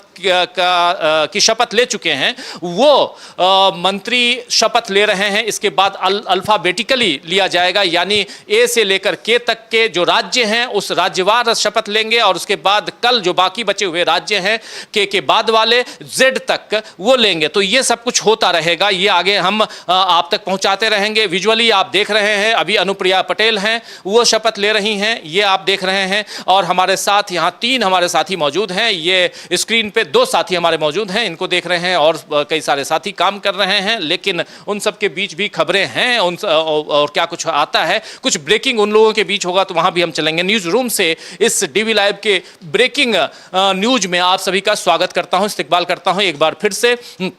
दिन के 12:12, लेकिन महत्वपूर्ण ये कि कहां किसके चेहरे पे 12 बज रहा है ये भी देखना होगा। नरेंद्र मोदी पहले थे जो जिन्होंने ओथ लिया, शपथ ली, लेकिन क्या उनका चेहरा वैसा नजर आ रहा था या 12 बजा हुआ था? राजीव जी, निश्चित तौर पे 12 बजा हुआ था और राहुल गांधी ने भी 12 बजा दी है सरकार के चेहरे पे, खासतौर से नरेंद्र मोदी के चेहरे पे।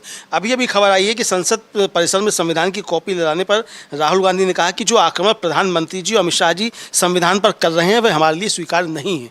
ये साफ तौर पर राहुल गांधी ने कहा है। यानी राजीव जी, संविधान का मसला जो है जिस पे पूरा चुनाव लड़ा गया, वो संविधान का मसला भी संसद में लगातार गूंजेगा और संविधान के मसले पे ये सरकार घिरती हुई नजर आ रही है। और जिस तरीके से महात्मा गांधी की प्रतिमा वहाँ से हटाई गई, डॉक्टर अम्बेडकर की वहाँ से हटाई गई, इससे साफ तौर पर जाहिर होता है कि इस सरकार की संविधान में, इस लोकतंत्र में किसी भी तरीके की कोई आस्था नहीं है। वरना आप जो प्रतिपक्ष की आवाज़ होती है और संसद राजीव जी है किस लिए? इसीलिए कि जनता के मसले संसद के अंदर उठाए जाएँ, तो संसद के मसले जो अंदर उठाए जाएं उन मसलों पे चर्चा हो और जो बातें सड़क पे नहीं कही जा सकती या जो बातें सड़क पे कही जाती हैं वो भी संसद के अंदर सुनाई दें। इसके लिए ये संसद बनी और आपने वहां से वो प्रतिमा ही हटा दी जहां पे बैठ करके धरना प्रदर्शन होते थे। यानी राजीव जी, आप ये समझ सकते हैं कि नरेंद्र मोदी प्रतिपक्ष की आवाज़ों से और विरोध की आवाज़ों से कितना ज़्यादा घबराते हैं। ये इस तरीके से समझा सकता है कि आपने वहाँ से वो प्रतिमाएं ही हटा दी और आप ये चाहते हैं कि कोई विरोध का स्वर जो है वो सुनाई नहीं दे। लेकिन ये इस तरीके से चलेगा नहीं। राहुल गांधी ने, राजीव जी, ये विजुअल्स आप स्क्रीन पे देख रहे होंगे, जो विपक्ष प्रतिपक्ष के नेता जो हैं वो संविधान हाथ में लिए हुए और यहाँ प्रोटेस्ट कर रहे हैं। आप देख रहे होंगे तीसरी तस्वीर, जो विपक्ष के नेता। अगर विजुअल्स के साथ साथ बाइट हो तो उसको भी जरूर लेकर आइए और सुनते हैं, देखते हैं कि क्या कुछ ये कह रहे हैं। अखिलेश यादव दिखाई दे रहे हैं, तमाम समाजवादी पार्टी के नेता दिखाई दे रहे हैं, राम गोपाल भी दिखाई दे रहे हैं, समाजवादी पार्टी के नेता डिंपल यादव भी दिखाई दे रही हैं। ये सब कुछ हम देखते हैं, जरा लेकर आइए। अवधेश प्रसाद जी भी आगे ही खड़े हुए हैं। जी, अवधेश प्रसाद जी भी आगे खड़े हुए हैं, बिल्कुल अखिलेश यादव के बगल में। और क्या कुछ चल रहा है जरा फुल स्क्रीन लेके आइए और अगर विजुअल में इनके साथ बाइट है तो उसको भी देखते हैं, सुनते हैं। आइए जरा चलें सीधे संसद भवन।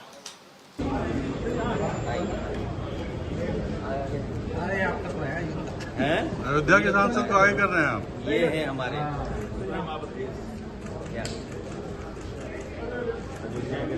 सब लोग आ जाने।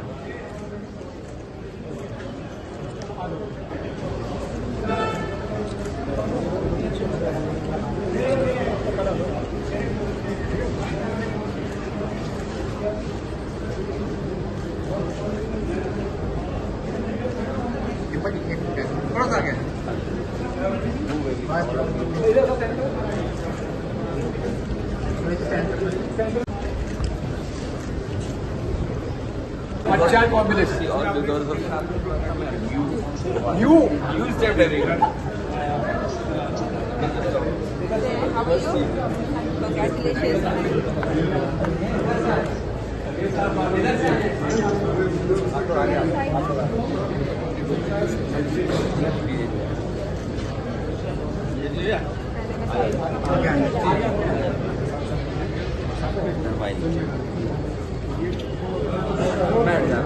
अपने जी आगे आगे जस्ट गिव हिम सपोर्ट इधर कंग्रेचुलेशन आप सबको। लेट हो गए हम। तो ये देख रहे हैं आप दोस्तों, ये विजुअल जो है बहुत महत्वपूर्ण है। यहाँ पर तमाम विपक्षी दलों के नेता यहाँ दिखाई दे रहे हैं। अभी से थोड़ी देर पहले आप देख रहे थे अखिलेश यादव, उनके बगल में अवधेश प्रसाद जो अयोध्या में एक बहुत बड़ी जीत हासिल करके आए हैं, ये सब बाहर निकल रहे हैं। और इनके साथ साथ मल्लिकार्जुन खड़गे, सोनिया गांधी भी दिखाई दिए, डिम्पल यादव को आप देख रहे हैं, तमाम नेता यहाँ पर हैं। और ये सब, ये देखिए मल्लिकार्जुन खड़गे, राम गोपाल यादव, ये सब इन सबको आप देख रहे हैं और सब बाहर निकलकर प्रोटेस्ट करते हुए नजर आए। अब सोनिया गांधी बाहर जाती हुई नजर आ रही हैं और ये विजुअल्स, ये तस्वीरें जो हैं, ये बहुत सारी बातें इसलिए कहती हैं क्योंकि यहाँ से कहीं ना कहीं एक जो लोकतंत्र है, स्वस्थ लोकतंत्र, और उसमें राहुल गांधी की जो बात है वो बहुत महत्वपूर्ण है। राहुल गांधी ने क्या कुछ कहा था, अभी आप बता रहे थे अमलेंदु जी, क्या कह रहे हैं? उन्होंने कहा था कि नरेंद्र मोदी और अमित शाह जिस तरीके से संविधान पर हमला कर रहे हैं, ये हमको किसी भी हाल में स्वीकार्य नहीं है।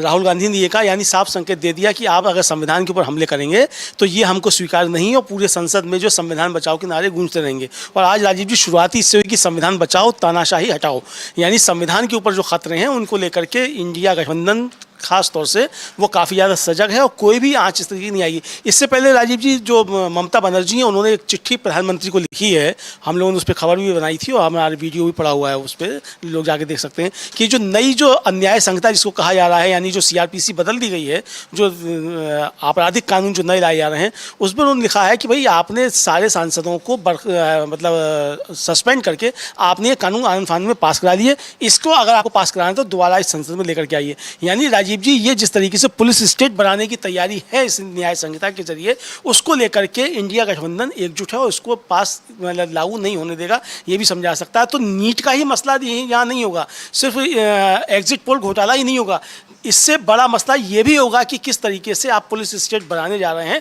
और अगर आपको इसको पास कराना है तो आप इसको लेकर के फिर से दोबारा से लेकर के आइए। ये एक बड़ा मसला राजीव जी मुझको लगता है होता। हालांकि इसी बीच में जो अमरा राम जो सीकर से जीत करके आए हैं, मार्क्सवादी कम्युनिस्ट पार्टी के नेता हैं, और वहाँ से कई बार विधायक भी रहे हैं और बड़े किसान नेता हैं, वो उन्होंने अभी एक ट्वीट किया वो कि मोदी जी ने किसान आंदोलन के समय कहा था ट्रैक्टर दिल्ली नहीं आ सकते, तो आज मैं इसी ट्रैक्टर पर बैठकर संसद जा रहा हूं, आपका अपना अमरा राम सांसद सीकर।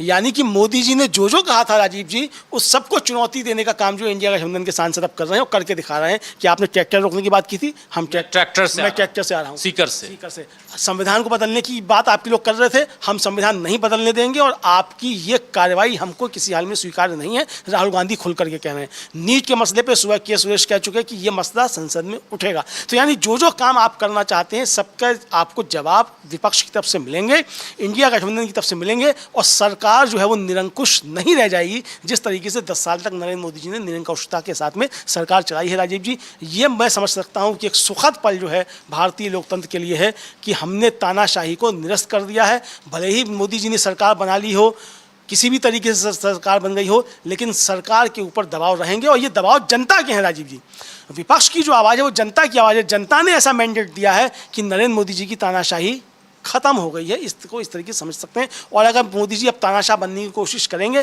तो विरोध की आवाज़ें अब उनके अंदर से भी उठेंगी, क्योंकि डरो मत का नारा भारतीय जनता पार्टी के अंदर भी पहुंच चुका है। वहाँ से जिस तरीके से हमने बताया कि कार्तिकेय सिंह जो कह रहे हैं या वसुंधरा राजे सिंधिया जो कह रही हैं, ये सारी आवाज़ें राजीव जी उठना शुरू हो गई हैं। बिल्कुल बिल्कुल, बहुत सारी आवाज़ें, उधर आवाज़ जो है वो बुलंद हो रही है, उधर उसमें भी। लेकिन पहले सुनते हैं राहुल गांधी ने क्या कुछ कहा है। आइए ज़रा सुन लेते हैं, राहुल गांधी को सुनते हैं क्या कुछ कह रहे हैं। सुनिए सीधे।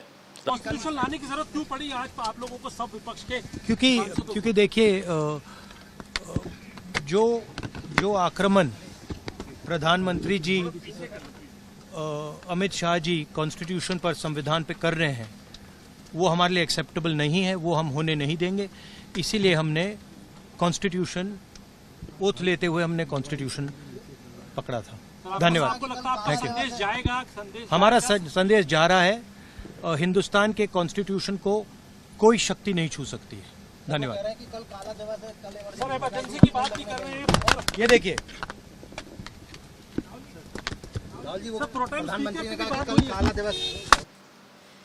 तो राहुल गांधी को आप सुन रहे थे, अपनी बात रख रहे थे और सबसे बड़ी चीज़ जो संविधान की रक्षा की बात, और ये बात लगातार कही जा रही है जो आप कह रहे हैं आमरा राम हो सीकर से वो चल रहे हैं और ट्रैक्टर लेकर के वहाँ से कि आपने ट्रैक्टर लाने से दिल्ली में रोका था और हम ट्रैक्टर से पहुँचेंगे, ये कहते हुए यानी कि आप जिन जिन चीज़ों को रोकेंगे हम वो काम करेंगे। और यहाँ कुछ भी ऐसा नहीं है कि आपराधिक काम है, कुछ भी ऐसा नहीं है जो कि अगर करके आप बहुत बड़ी गलती कर रहे हैं। संविधान को बचाने की बात आप करके कोई गलती नहीं कर रहे हैं। खेती किसानी, ये देश किसानों का देश है और 70% आज भी आबादी गांव में बसती है और यही देश हरित क्रांति को देखा है और इसी कारण हम लोगों ने अपने ऊपर अपने पैरों पे हम खड़े हो पाए। लेकिन किसानों की जब बात आती है तो ट्रैक्टर की बात आती है और ट्रैक्टर को आपने बिल्कुल बैन कर दिया दिल्ली में प्रवेश करने से।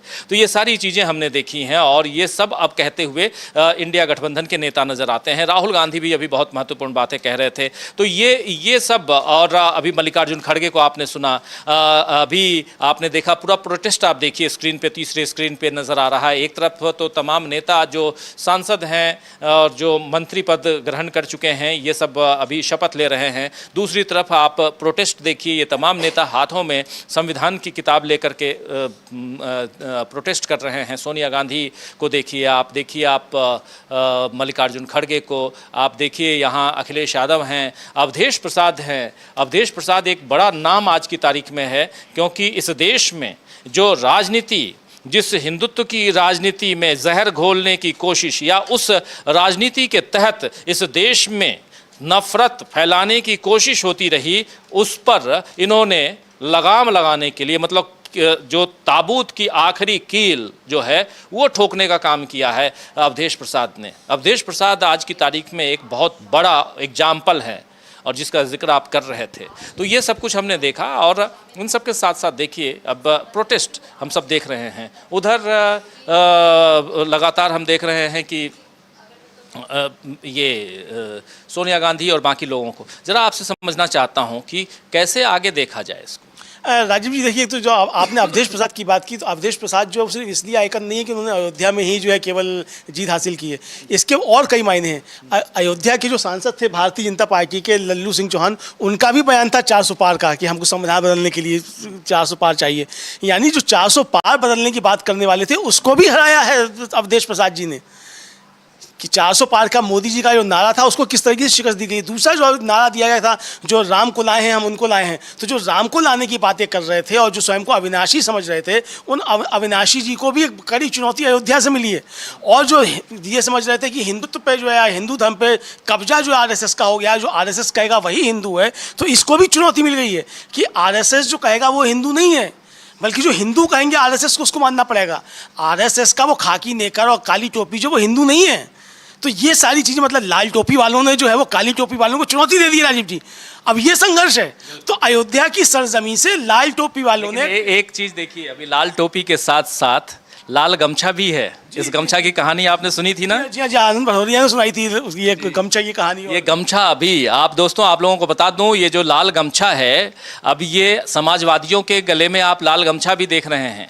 गमछा, और ये गमछा किसी आश्रम से मिला हुआ और यहाँ से आज अरगड़ानंद जी के आश्रम का, अरगड़ानंद जी के आश्रम से ये गमछा, और उन्होंने ही पहले इस गमछे को अखिलेश यादव को पहनाया और उसके बाद से तमाम समाजवादी पार्टी के नेता जो हैं वो गमछा पहनते हुए नजर आए और सब गमछे में अब नजर आ रहे हैं। तो देखिए, लाल टोपी सिर पे हो ना हो, हालांकि अखिलेश यादव और कुछ नेताओं के, अवधेश प्रसाद जैसे नेताओं के सिर पे लाल टोपी तो है, लेकिन गमछा महिलाएं भी हैं, पुरुष भी हैं, सबके कंधे पर गमछा है। केसी वेणुगोपाल हंसी ठिठोली करते हुए नजर आ रहे हैं अखिलेश यादव से। और देखिए बगल में, अखिलेश यादव के बगल में जो सबसे बड़ा चेहरा नजर आ रहा है वो अवधेश प्रसाद का नजर आ रहा है। अवधेश प्रसाद के बगल में राम गोपाल जी हैं। तो ये सब आजू बाजू में और सबके हाथों में लेकिन एक ही तस्वीर है, और वो तस्वीर जो है वो संविधान की है, यानी संविधान की किताब लिए हुए, भले वॉल्यूम अलग अलग हों, अलग अलग राइटर्स की किताब हो ये, लेकिन महत्वपूर्ण है कि वही संविधान है। वो कुछ पॉकेट वॉल्यूम में है, कुछ मोटी किताब के रूप में है। हमारे पास भी, मैं भी कई बार दिखाता हूँ अपने साथियों को, हमेशा अपने टेबल पे, अभी स्टूडियो वाले, ये तो न्यूज़ रूम वाली जगह से हम इस प्रोग्राम को कर रहे हैं, अपने न्यूज़ रूम से कर रहे हैं इस प्रोग्राम को, लेकिन जब स्टूडियो में बैठता हूँ तो वहाँ अपने टेबल पे उसी संविधान को मैं भी रखता हूँ और कई बार आप लोगों को दिखा भी चुका हूँ। तो संविधान की शपथ ही नहीं लेना बल्कि संविधान की रक्षा करना, और संविधान की अगर हम रक्षा करेंगे तभी ये लोकतंत्र बचेगा, ये आप सब जानते हैं। और इसीलिए ये ज़रूरी है कि अगर आज जो भी संविधान के पक्ष में खड़ा दिखाई देता है, हम उसके साथ नजर आते हैं, देशबंधु उसके साथ नजर आता है, क्योंकि हमारी पहली टैगलाइन जो हमारी है, टैगलाइन न कहिए बल्कि ये कहिए कि हमारा इस देश के उन तमाम हमारे दर्शकों और पाठकों से जो वादा है और जो पीढ़ी दर पीढ़ी जो चला आ रहा है वो यही है कि इस संविधान की रक्षा और संविधान के जो मूल तत्व हैं उनके साथ बने रहना, चलते आगे बढ़ना, यही हम करते आए हैं और वही करते रहेंगे। और ये कस्में, ये वादे और ये शपथ हम भी लेते रहते हैं, रोज खाते हैं, और ये बहुत महत्वपूर्ण है अमलेंदु जी। लेकिन साथ साथ जो ऐसे नेता हैं जो कहते हैं कुछ और, करते कुछ और हैं, जो खुले तौर पर चुनौती देते हैं कि हमको 400 पार इसलिए चाहिए क्योंकि हम संविधान बदलना चाहते हैं, तो आप लाना क्या चाहते थे? एक सवाल तो उठता है, संविधान बदल के करना क्या चाहते थे? मनुस्मृति? जी बिल्कुल राजीव जी, मनुस्मृति ही लाना चाहते थे, और ये इनका कोई आज का सपना नहीं है मनुस्मृति लागू करने का। जिस समय संविधान बन रहा था उस समय भी ये बताया जाता है कि आरएसएस के लोगों ने संविधान को जलाया था, ये कहा जाता है। पता नहीं सच है कि नहीं, आरएसएस वाले बताएंगे उन्होंने जलाया था कि नहीं जलाया था, लेकिन कहा जाता है, कहा नहीं जाता, ये इसके विजुअल्स हैं। हाँ विजुअल्स हैं, लेकिन मैं फिर भी उनकी वो जिम्मेदारी डाल रहा हूँ कि वो साबित करें कि उन्होंने नहीं जलाया था, इसलिए कह रहा हूँ इस बात को। तो दूसरा बात राजीव जी कि मनुस्मृति को लेकर के मतलब गोलवलकर जो तो बहुत काफ़ी कुछ ज़्यादा लिखा है, और संविधान को क्यों बदलना चाहिए ये, और किस तरीके से जो हमारा तिरंगा राष्ट्रीय ध्वज जो है वो किस तरीके से अशुभ है, ये कहा गोलवलकर ने कि ये अशुभ है, और 3 रंग जो है वो थके हुए रंग कहा उसको कि 3 रंग जो अशुभ होते हैं, इस तरह की बातें जो की। तो यानी इस राष्ट्रीय ध्वज के प्रति, संविधान के प्रति आरएसएस का जो घृणा है राजीव जी, वो पहले से ही है। जब देश आया हुआ था, चूंकि आज़ादी के आंदोलन में इन्होंने हिस्सा तो लिया नहीं था, बल्कि अंग्रेजों के साथ जो थे एक तरीके से कहा जाए वो खड़े हुए थे। तो ये जिस तरह की चीज़ें, तो इनका वो रह करके संविधान के खिलाफ। दूसरा, संविधान ने राजीव जी जिस तरीके से मताधिकार दिया, वयस्क मताधिकार दिया, और राजा और रानी और मेहतरानी किसी के वोट में कोई अंतर नहीं होगा, सबका वोट एक बराबर है, ये जो किया ये इनके लिए बड़ा परेशानी का सबब है। और इसीलिए सेंगोल जो स्थापित किया गया राजीव जी, ये राजतंत्र स्थापित करने की कोशिश थी, यानी कि जनता के अधिकार जो है, मताधिकार छीनने की कोशिश है, वो इस सेंगोल स्थापित करने के समय ही मालूम पड़ गया था कि संविधान को बदलना चाहते हैं, इसके पीछे मंशा यही है। तो ये कुल मिलाकर के संविधान के ऊपर जो खतरे हैं राजीव जी, वो संविधान के ऊपर खतरे साफ तौर पर दिखाई पड़ रहे हैं, और संविधान को बचाने की जो चीज़ें चल रही हैं, निश्चित तौर पर भारतीय जनता पार्टी के लिए चुनौतियाँ जो नारे दिए गए, ये है कि चूंकि पहले हो सकता है टेस्ट करने की सोचा हो, इस तरीके से लोगों को अब ले आया जाएगा, हिंदू राष्ट्र बनेगा हिंदू के नाम पे, लेकिन जब लोगों को समझ में आया कि इनका हिंदू राष्ट्र जो है वो हिंदुओं का तो हिंदू राष्ट्र नहीं होगा, वो अडानी अंबानी का हिंदू राष्ट्र होगा, या फिर जो है वो आरएसएस का हिंदू राष्ट्र होगा, वो हिंदुओं का हिंदू राष्ट्र किसी हाल में नहीं हो सकता। लोगों की समझ में आ गया कि ये संविधान खत्म कर रहे हैं, ये आरक्षण सब खत्म कर रहे हैं, ये मताधिकार छीनने की कोशिश करेंगे, ये लोकतंत्र समाप्त करेंगे। जनता ने फिर उस हिसाब से मैंडेट दिया राजीव जी, और यही इनकी परेशानी का सबब है। जी बिल्कुल, परेशानी का सबब यही है कि ये जो चाहते थे, संविधान बदलना चाहते थे, संविधान नहीं बदल पाए, ये जो कुछ चाहते थे, लेकिन संविधान बदलना तो दूर, ये अपनी सरकार नहीं बना पाए। सबसे बड़ी चीज़ है, एनडीए के लोग तो नहीं कहते थे कि हमको संविधान बदलना है, जो एनडीए के दूसरे घटक दल है वो तो नीतीश कुमार ने कभी नहीं बोला, और कहते थे तो फिर कहे नीतीश कुमार, आप कह दें कि वो संविधान, टीडीपी आप कह दें कि संविधान, बल्कि टीडीपी तो राजीव जी मुसलमानों को आरक्षण की बात कही है। नरेंद्र मोदी में अगर हिम्मत है तो कहें कि हम लागू नहीं होने देंगे आंध्र प्रदेश में, चूंकि भाई आंध्र प्रदेश कहीं तो लेकर के आप पूरे चुनाव में मसला बना रहे थे, तो आप कहिए नरेंद्र मोदी में हिम्मत है कि हम आंध्र प्रदेश में मुस्लिमों को आरक्षण लागू नहीं होने देंगे, जो टीडीपी कह रही है, वहाँ तो आप उस सरकार में शामिल हैं। नारा लोकेश ने साफ कह दिया कि हम यहाँ किसी का कोई अधिकार नहीं छीनेंगे, हम इसको लागू करेंगे। तो आप में अगर हिम्मत है मोदी जी, तो आप चंद्रबाबू नायडू से रुकवाइए उनकी घोषणाएं जो हैं, मालूम पड़ जाएगा आप कितने 56 इंच की छाती है आपकी, अभी ये आपका टेस्ट हो जाएगा। तो राजीव जी कुल मिलाकर के जो है बहुत डरी हुई सरकार है, और डरी हुई सरकार लोगों को डराने का काम करती है। तो ये तैयारियां कर रहे हैं लोगों को डराने का, लेकिन जनता अब डरने वाली नहीं है, इसको ऐसा समझा सकता है राजीव जी। जनता अगर डरने वाली होती तो 400 पार का नारा बुलंद कर देती। जनता ने ये देख लिया कि अब डर तो उसके सामने है नहीं, दूर दूर तक है नहीं, और इसीलिए इस नारे को किनारे रखते हुए, धता बताते हुए इस बार जो है 240 पर समेट कर रख दिया इन्होंने बीजेपी को। और उसमें भी कई बार ये कहा जाता है कि अगर बीजेपी जो है वो शायद और पिछड़ जाती, क्योंकि सारी मशीनरी उसके साथ, मीडिया उसके साथ, और उसके बाद धनबल उसके साथ, और ऐसे में 240 सीटें लेके आना, और अगर ऐसा नहीं होता तो शायद ये और भी नीचे उतर जाते। लेकिन इस बीच उधर सुप्रीम कोर्ट में सुनवाई चल रही है अरविंद केजरीवाल के मसले पे, उस पर भी हमारी निगाहें टिकी हुई हैं। अरविंद केजरीवाल के केस में आगे क्या कुछ हुआ है, ज़रा एक बार फिर से मैं चाहूँगा हमारे साथी अगर जी जो सुनवाई चल रही है तो उसमें जो जस्टिस मिश्रा सुनवाई कर रहे हैं, उन्होंने कहा है कि normally in stay applications orders are not reserved, they are passed on spot, it is a bit unusual, anyway we will have it day after tomorrow. मतलब वो कह रहे हैं कि जो स्टे एप्लीकेशंस होती हैं उनमें ऑर्डर्स को रिजर्व नहीं किया जाता है, यानी कि हाई कोर्ट ने जो ऑर्डर रिजर्व किया वो चीज़ ठीक नहीं है, और they are passed on spot, वो स्पॉट पे ही पास किए जाते हैं। ये एक बहुत अनयूजुअल है। एनीवे हम इसको जो है डे आफ्टर टुमारो इसको हम सुन सकते हैं। ये अभी बात चल रही है, चूंकि एक मजेदार तथ्य सामने आया है। अभिषेक मनु सिंघवी ने साफ साफ कहा है कि सामने वाले ने, यानी हाई कोर्ट ने बिना ऑर्डर लिए हुए, बिना ऑर्डर देखे हुए स्टे लगा दिया, तो आप भी बिना देखे हुए स्टे हटा दो। यही तो मैं कह रहा था राजीव जी कि मतलब हाई कोर्ट ने ईडी पहुंच गई, बड़ा मजाक बना रखा है कोर्ट का, न्यायपालिका का। आप किस तरीके से मजाक बना रहे हैं ये देखिए। उसमें हाई कोर्ट की भी राजीव जी वो है कि मतलब आपके सामने ऑर्डर आया नहीं, जो पक्ष आया है जो याचिका लेकर के, उसके पास भी ऑर्डर नहीं है, आपके पास ऑर्डर नहीं है, और आपने स्टे लगा दिया। भाई किस बात का स्टे लगा दिया आपने? और दूसरी बात ये कि राजीव जी जो मसला है कि भाई अगर उसके खिलाफ जमानतों पर कोई स्टे नहीं होते हैं, या तो जमानत खारिज की जाती है, स्टे किस बात का है? या तो आप खारिज कर दीजिए जमानत की, भाई जो लोअर कोर्ट ने जमानत दी वो खारिज की जाती है। हाई कोर्ट ईडी पहुंची, वो जमानत खारिज कराने के लिए पहुंची ही नहीं, वो स्टे लगवाने के लिए पहुंची है। तो स्टे कहाँ जमानतों पे होते हैं?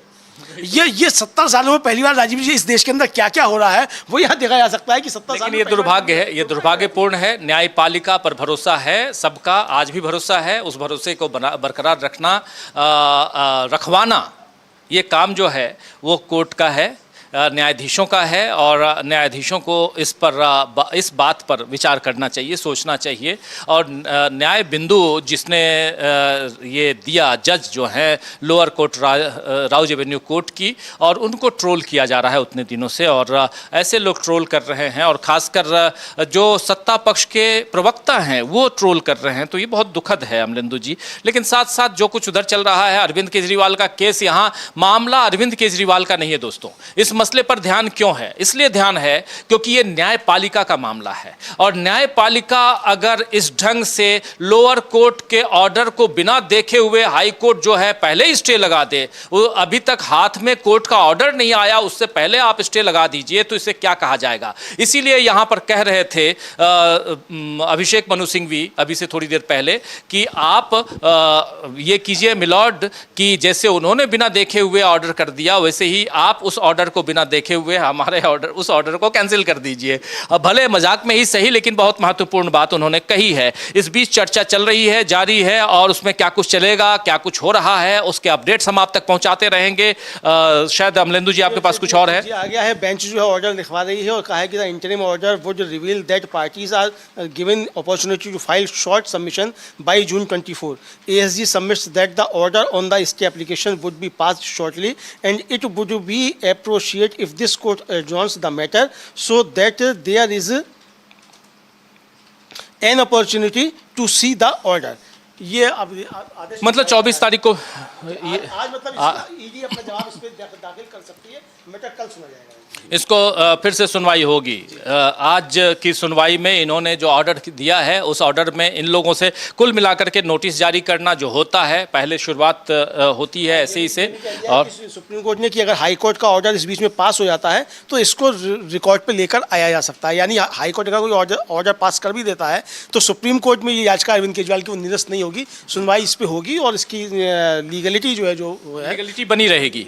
यानी ये याचिका तब भी बनी रहेगी अगर हाई कोर्ट से कोई ऑर्डर आ जाता है। हाई कोर्ट से ऑर्डर अरविंद केजरीवाल के अगर खिलाफ जाता है तभी इस याचिका का कोई महत्व रहता है। अगर नहीं रहेगा तो हो सकता है कि ईडी के लिए इस याचिका का महत्व हो कि इस पर फिर से सुनवाई आप कर रहे हैं, सुनवाई को जारी रखिए। मुझे लगता है उस स्थिति में फिर ईडी को नई याचिका दाखिल करनी पड़ेगी, क्योंकि ये याचिका तो अरविंद केजरीवाल की तरफ से याचिका वापस ले लेंगे तो ईडी को फिर जाना पड़ेगा सुप्रीम कोर्ट। तो ये ईडी के लिए सिर दर्द हो जाएगा अगर हाई कोर्ट जो है वो निरस्त कर देता है इनकी ईडी की याचिका। एक बहुत ही मजेदार केस यहाँ चल रहा है और ये केस बार बार जो मैं कह रहा हूँ कि मामला सुप्रीम कोर्ट में अरविंद केजरीवाल के केस का नहीं है, मामला जो है न्यायपालिका पर भरोसे का है और इस भरोसे को न्यायपालिका कैसे बरकरार रखता है ये देखना दिलचस्प होगा। लेकिन साथ साथ दूसरी तस्वीरें आप देख रहे हैं, इन तस्वीरों में आप देख रहे हैं कि संसद भवन में और अलग अलग नेता अब कुछ वापस भी जा रहे हैं, आए, उन्होंने प्रोटेस्ट किया, अपनी बातें रखी और इन लोगों की जो इंडिया गठबंधन के नेता एक साथ सदन के अंदर आए हैं, एक साथ इन्होंने उस जगह पर वे जाकर प्रोटेस्ट करते हुए नजर आए जहां पर पहले गांधी जी की, महात्मा गांधी की स्टैचू मूर्ति हुआ करती थी, लेकिन अब उस मूर्ति को हटा दिया गया है।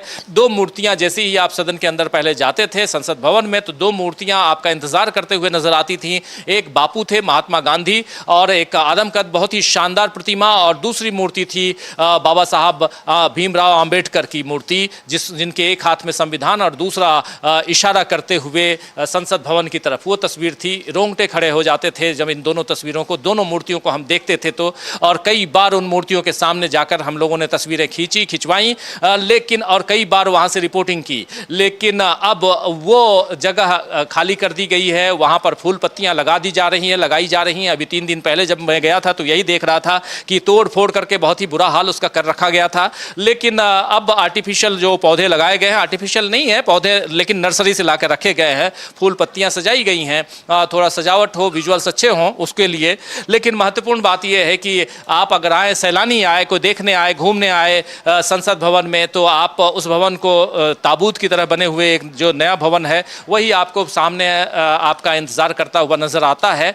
लेकिन पीछे जिसका स्वागत हमेशा होता था, जिस बिल्डिंग का बिल्कुल गोलाकार बिल्डिंग, वृत्ताकार बिल्डिंग जो है, जिसकी शुरुआत, बनाने की शुरुआत 1921 में हुई थी। जी हाँ, 1921 में वो बिल्डिंग बनी थी, 100 साल से पुरानी बनने की शुरुआत हुई थी और उस बिल्डिंग को अब अजायब घर बना दिया गया है ये कह सकते हैं। और उसका जो सेंट्रल हॉल था उसमें जाने का मौका कई बार मिला, पास होता था मेरे पास सेंट्रल हॉल का, तो उसमें जाकर कई बार बड़े बड़े नेताओं के साथ बैठकर चाय कॉफ़ी पीजिए और उनसे बातें कीजिए। ये सब करते हुए मेरे जो रिपोर्टिंग के दिन गुजरे हैं अमलेंदु जी, वो अब वो बातें यादों में सिमट के रह गई हैं। और उस दिन, जिस दिन उसी सेंट्रल हॉल में ये भाषण देते हुए नरेंद्र मोदी नज़र आ रहे थे, उसी सेंट्रल हॉल में जिसमें कभी हम लोग बैठा करते थे, क्योंकि अब वो सब खत्म हो चुका है, अब वो सिर्फ और सिर्फ अजायब घर है, उसके अलावा कुछ नहीं है। और इसलिए अब लगता है कि नरेंद्र मोदी जी करना क्या चाहते हैं, पूरे देश को जो पुरानी चीज़ें हैं अजायब घर में तब्दील करना चाहते हैं। राजीव, वो तो तब्लीग करना नहीं चाहते, बल्कि उस पर बड़ी शिद्दत के साथ काम कर रहे हैं। पूरा देश ही अजायब घर बना देंगे, वो इस पर काम कर रहे हैं। लेकिन मजे की बात राजीव जी ये है कि जब एनडीए संसदीय दल का नेता चुनना होता है नरेंद्र मोदी को, तो फिर वो बैठक जो इसी सेंट्रल हॉल में बुलाई जाती है, ऐसे नए शोरूम में नहीं बुलाई जाती है। तो ये नरेंद्र मोदी ने ये बैठक सेंट्रल हॉल में क्यों बुलाई, जबकि सेंगोल तो यहाँ स्थापित किया था, तो यहाँ चुना जाना चाहिए था उनको। तो इसका मतलब राजीव जी कुछ ना कुछ गड़बड़ लोचा समझ में मोदी जी को आ गया है कि पंडित जी ने जो मुहूर्त बताया था उस मुहूर्त में कुछ गड़बड़ी हो गई है। तो ये कुछ समझ में आ रहा है राजीव जी, खेल तो कुछ ना कुछ है। मोदी जी अब ये मन की बात में बताते हैं कि नहीं बताते हैं, ये देखना होगा राजीव जी कि मन की बात में राजीव जी इसके पीछे कुछ बताते हैं कि नहीं। तो बात यही है कि मन की बात भी अभी होनी है, उसकी शुरुआत भी अब नरेंद्र मोदी फिर से कर रहे हैं, ये खबर भी आई है। सुझाव मांग लिए हैं उन्होंने कि सुझाव दे दीजिए मन की बात के लिए। हाँ, सो मन की बात होगी, लेकिन साथ साथ अरविंद केजरीवाल का केस जो है वो अब टाल दिया गया है। आज 26 दो दिन बाद मतलब परसों फिर से उस पर सुनवाई होगी। कल तक का समय दिया गया है। यहाँ कल तक का ईडी को आज का दिया गया है सबमिशन करने के लिए ईडी को समय, और ये कहा गया है कि अगर इस बीच कोई ऑर्डर आ जाता है हाई कोर्ट का उस पे स्टे की याचिका पे, तो फिर वो उसको फिर इस पे रिकॉर्ड पे लेकर के आया जाएगा। तो ये उनका ऑर्डर मतलब सुप्रीम कोर्ट का आ गया, 26 तारीख को इसकी सुनवाई होगी। जी तो दोस्तों आप देख रहे हैं हमारा इस ब्रेकिंग न्यूज का कार्यक्रम सीधे न्यूज रूम से, और न्यूज रूम से मेरे साथ मौजूद हैं हमारे साथी अमलेंदु उपाध्याय जी और तमाम साथी जो न्यूज रूम में हैं। ये सब भी अपने इनपुट्स के साथ बीच बीच में खबरें मुझ तक पहुंचा रहे हैं जो हम आप तक पहुंचा रहे हैं। तो न्यूज रूम से और साथ में एक दूसरा रूम यानी दूसरा जो सदन है, सत्र जहां शुरुआत हो रही है 18वीं लोकसभा सत्र की शुरुआत, वो हमारे दूसरे स्क्रीन पे आप देख रहे हैं, बिल्कुल आधे स्क्रीन में, और वहां पर शपथ ग्रहण समारोह चल रहा है ये कह सकते हैं, और तमाम सांसद ओथ ले रहे हैं, शपथ ले रहे हैं और संविधान की कसमें खा रहे हैं। और अभी से थोड़ी देर पहले आपने उन तस्वीरों को भी देखी, मैं कहूँगा कि एक बार फिर से वो तस्वीरें लेके आइए जिसमें गांधी जी के जो स्टैचू स्थल है वहाँ पर शपथ लेते हुए नजर आए, शपथ ये लेते हुए जिसको नारेबाजी कह सकते हैं वो करते हुए नजर आए तमाम विपक्षी दलों के नेता। एक बार फुल स्क्रीन में ले आइए, साउंड के साथ ले आइए, और विपक्षी दलों के नेता यहां संविधान बचाओ के नारे, तानाशाही नहीं चलेगी, संविधान हम बचाएंगे, ऐसे नारे लगाते हुए नजर आए थे। क्या कुछ कह रहे थे जरा सुनते हैं। मल्लिकार्जुन खड़गे ने भी अपनी बातें रखी थी, उनको भी सुनेंगे। राहुल गांधी ने अपनी बातें रखी थी, गौरव गोगोई ने अपनी बात रखी थी, और इन तमाम नेताओं को भी सुनेंगे। अवधेश प्रसाद जो फैजाबाद से जीत कर आए हैं, सांसद हैं, और उन्होंने एक तमाचा जड़ा है, उन्होंने नहीं बल्कि कहें कि अयोध्या की जनता ने ये बता दिया है कि बीजेपी आप जो जिस राजनीति को कर रहे हैं, बीजेपी वालों जरा समझ जाइए क्योंकि ये देश उस मिट्टी का बना हुआ नहीं है। लेकिन पहले देखते हैं, सुनते हैं क्या कुछ चल रहा था उस जगह पे जहां कभी गांधी जी की मूर्ति होती थी। आइए चलते हैं। संविधान बचाओ, तानाशाही बंद करो, बंद करो, बंद करो, ये दादागिरी बंद करो, संविधान को रक्षा करो, संविधान को रक्षा करो, संविधान बचाओ, तानाशाही बंद करो, बंद करो, बंद करो, ये दादागिरी बंद करो, संविधान को रक्षा करो, संविधान को रक्षा करो, संविधान बचाओ, तानाशाही बंद करो, बंद करो, बंद करो, ये दादागिरी बंद करो, संविधान को रक्षा करो, संविधान को रक्षा करो, संविधान बचाओ, तानाशाही बंद करो, बंद करो, बंद करो, ये दादागिरी बंद करो, संविधान को रक्षा करो, संविधान को रक्षा करो, संविधान बचाओ, तानाशाही बंद करो, बंद करो, बंद करो, ये दादागिरी बंद करो, संविधान को रक्षा करो, संविधान को रक्षा करो, संविधान बचाओ, तानाशाही बंद करो, बंद करो, बंद करो, ये दादागिरी बंद करो, संविधान को रक्षा करो, संविधान को रक्षा करो, संविधान बचाओ, तानाशाही बंद करो, बंद करो, बंद करो, ये दादागिरी बंद करो, संविधान को रक्षा करो, संविधान को रक्षा करो, संविधान बचाओ, तानाशाही बंद करो, बंद करो, बंद करो, ये दादागिरी बंद करो, संविधान को रक्षा करो, संविधान को रक्षा करो, संविधान बचाओ, तानाशाही बंद करो, बंद करो, बंद करो, ये दादागिरी बंद करो, संविधान को रक्षा करो, संविधान को रक्षा करो, संविधान बचाओ, तानाशाही बंद करो, बंद करो, बंद करो, ये दादागिरी बंद करो, संविधान को रक्षा करो, संविधान को रक्षा करो, संविधान बचाओ, तानाशाही बंद करो, बंद करो, बंद करो, ये दादागिरी बंद करो, संविधान को रक्षा करो, संविधान को रक्षा करो, संविधान बचाओ, तानाशाही बंद करो, बंद करो, बंद करो, ये दादागिरी बंद।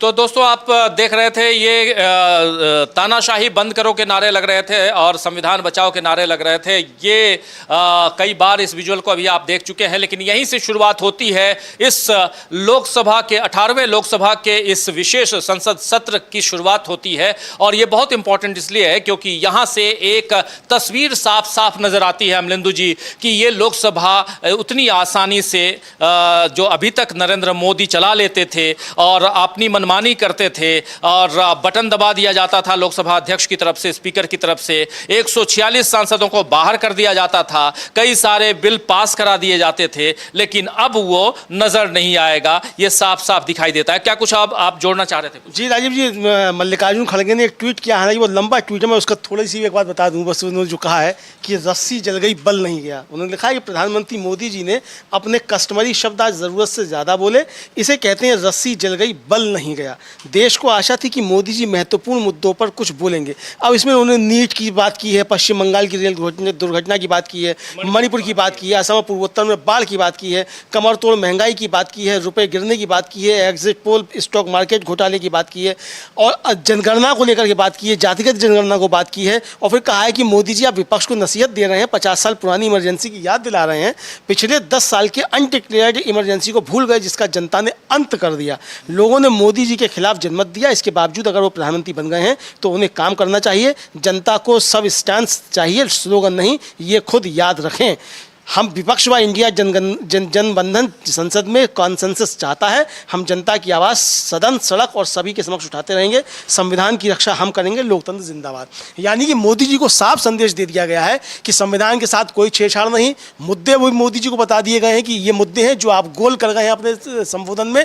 इन मुद्दों पर आपको संसद के अंदर जनता के और विपक्ष के इंडिया गठबंधन के जवाब आपको देने होंगे और निरंकुशता आपकी अब बर्दाश्त नहीं की जाएगी। ये संदेश दे दिया है राजीव जी। ये संदेश अगर मल्लिकार्जुन खड़गे की तरफ से दिया गया है तो समझ लीजिए कि ये संदेश पूरा इंडिया गठबंधन एक साथ दे रहा है। ये साफ समझ में आता है। दूसरी तरफ जरा अरविंद केजरीवाल के मसले की तरफ चलना चाहते हैं और अरविंद केजरीवाल के केस में आज सुप्रीम कोर्ट में सुनवाई हुई। सुप्रीम कोर्ट में आप सोच रहे होंगे कि सुप्रीम कोर्ट में कैसे सुनवाई हो गई? सुनवाई तो अभी हाई कोर्ट में चल रही थी, सुप्रीम कोर्ट कैसे मामला चला गया? सुप्रीम कोर्ट मामला ऐसे गया क्योंकि यहाँ से जो हाई कोर्ट में केस गया था वहाँ पर ईडी आनंद फानंद में लेकर गई थी उस केस को, क्योंकि राउज एवेन्यू कोर्ट जो लोअर कोर्ट है उसने अरविंद केजरीवाल को जमानत दे दी थी, परमानेंट जमानत दे दी थी और उस जमानत के खिलाफ ईडी पहुंच जाती है हाई कोर्ट। हाई कोर्ट में मामला पहुंचता है और उससे पहले उस पर स्टे लगा दिया जाता है। स्टे तब लगा दिया जाता है जब जमानत का जो फैसला है, ऑर्डर जो है वो हाथ में नहीं है, लेकिन हाई कोर्ट ऑर्डर हाथ में लिए बिना स्टे लगा देता है कि जब तक इस पर सुनवाई नहीं होगी, कोई फैसला हम नहीं दे देंगे, तब तक अरविंद केजरीवाल को जमानत नहीं मिलेगी। मामला यहां पर थोड़ा सा चौंकाने वाला कहलाता है। जो कानून के जानकार हैं वो कहते हैं कि ऐसा आखिर कैसे हो गया कि कोर्ट के हाथ में ऑर्डर नहीं, फैसला नहीं और उससे पहले ही कोर्ट ने स्टे लगा दिया। ये सवाल उठने लगे न्यायपालिका को लेकर। न्यायपालिका के ऊपर कई सारे सवाल उठाए जाते रहे हैं, तो ये सवाल भी उठ रहे हैं। इसके बाद 5 घंटे तक शुक्रवार को सुनवाई होती है हाई कोर्ट में। ईडी अपना पक्ष रखती है और अरविंद केजरीवाल के तरफ से वकील अभिषेक मनु सिंघवी और उनके साथी अपना पक्ष रखते हैं। इसके बाद ये ऑर्डर आता है फैसला की फैसला सुनाया जाएगा सोमवार या मंगलवार को। इस पर और आगे चर्चा भी हो सकती है। और लेकिन उससे पहले कल रात को, यानी कल रविवार की रात को, अरविंद केजरीवाल के वकील अभिषेक मनु सिंह भी पहुंच जाते हैं सुप्रीम कोर्ट। और सुप्रीम कोर्ट क्या लेके पहुंचते हैं? सुप्रीम कोर्ट पहुंचते हैं इस मसले को लेकर कि जो हाई कोर्ट ने जो रोका है जिस फैसले को, यानी कि जमानत के फैसले को, उसको आप निरस्त कीजिए। अब सुप्रीम कोर्ट में आज सुनवाई होती है। 44वें नंबर पर अरविंद केजरीवाल का केस होता है। जो सुनवाई होती है वो सुनवाई दिलचस्प होती है, छोटी सुनवाई। और उस सुनवाई में सबसे बड़ी चीज ये कि अरविंद केजरीवाल की तरफ से अभिषेक मनु सिंह भी वर्चुअली जुड़ते हैं और ईडी की तरफ से solicitor general Tushar Mehta virtually जुड़ते हैं। और लेकिन एक मजेदार तथ्य यहाँ पे ये आता है कि अभिषेक मनु सिंह भी बोलते हैं कि मिलॉर्ड, हुजूर, माई बाप, जो भी कह लीजिए, जैसे हाई कोर्ट ने बिना फैसला देखे स्टे लगा दिया, वैसे ही आप भी बिना हाई कोर्ट का फैसला आए आप उस स्टे को हटा दीजिए।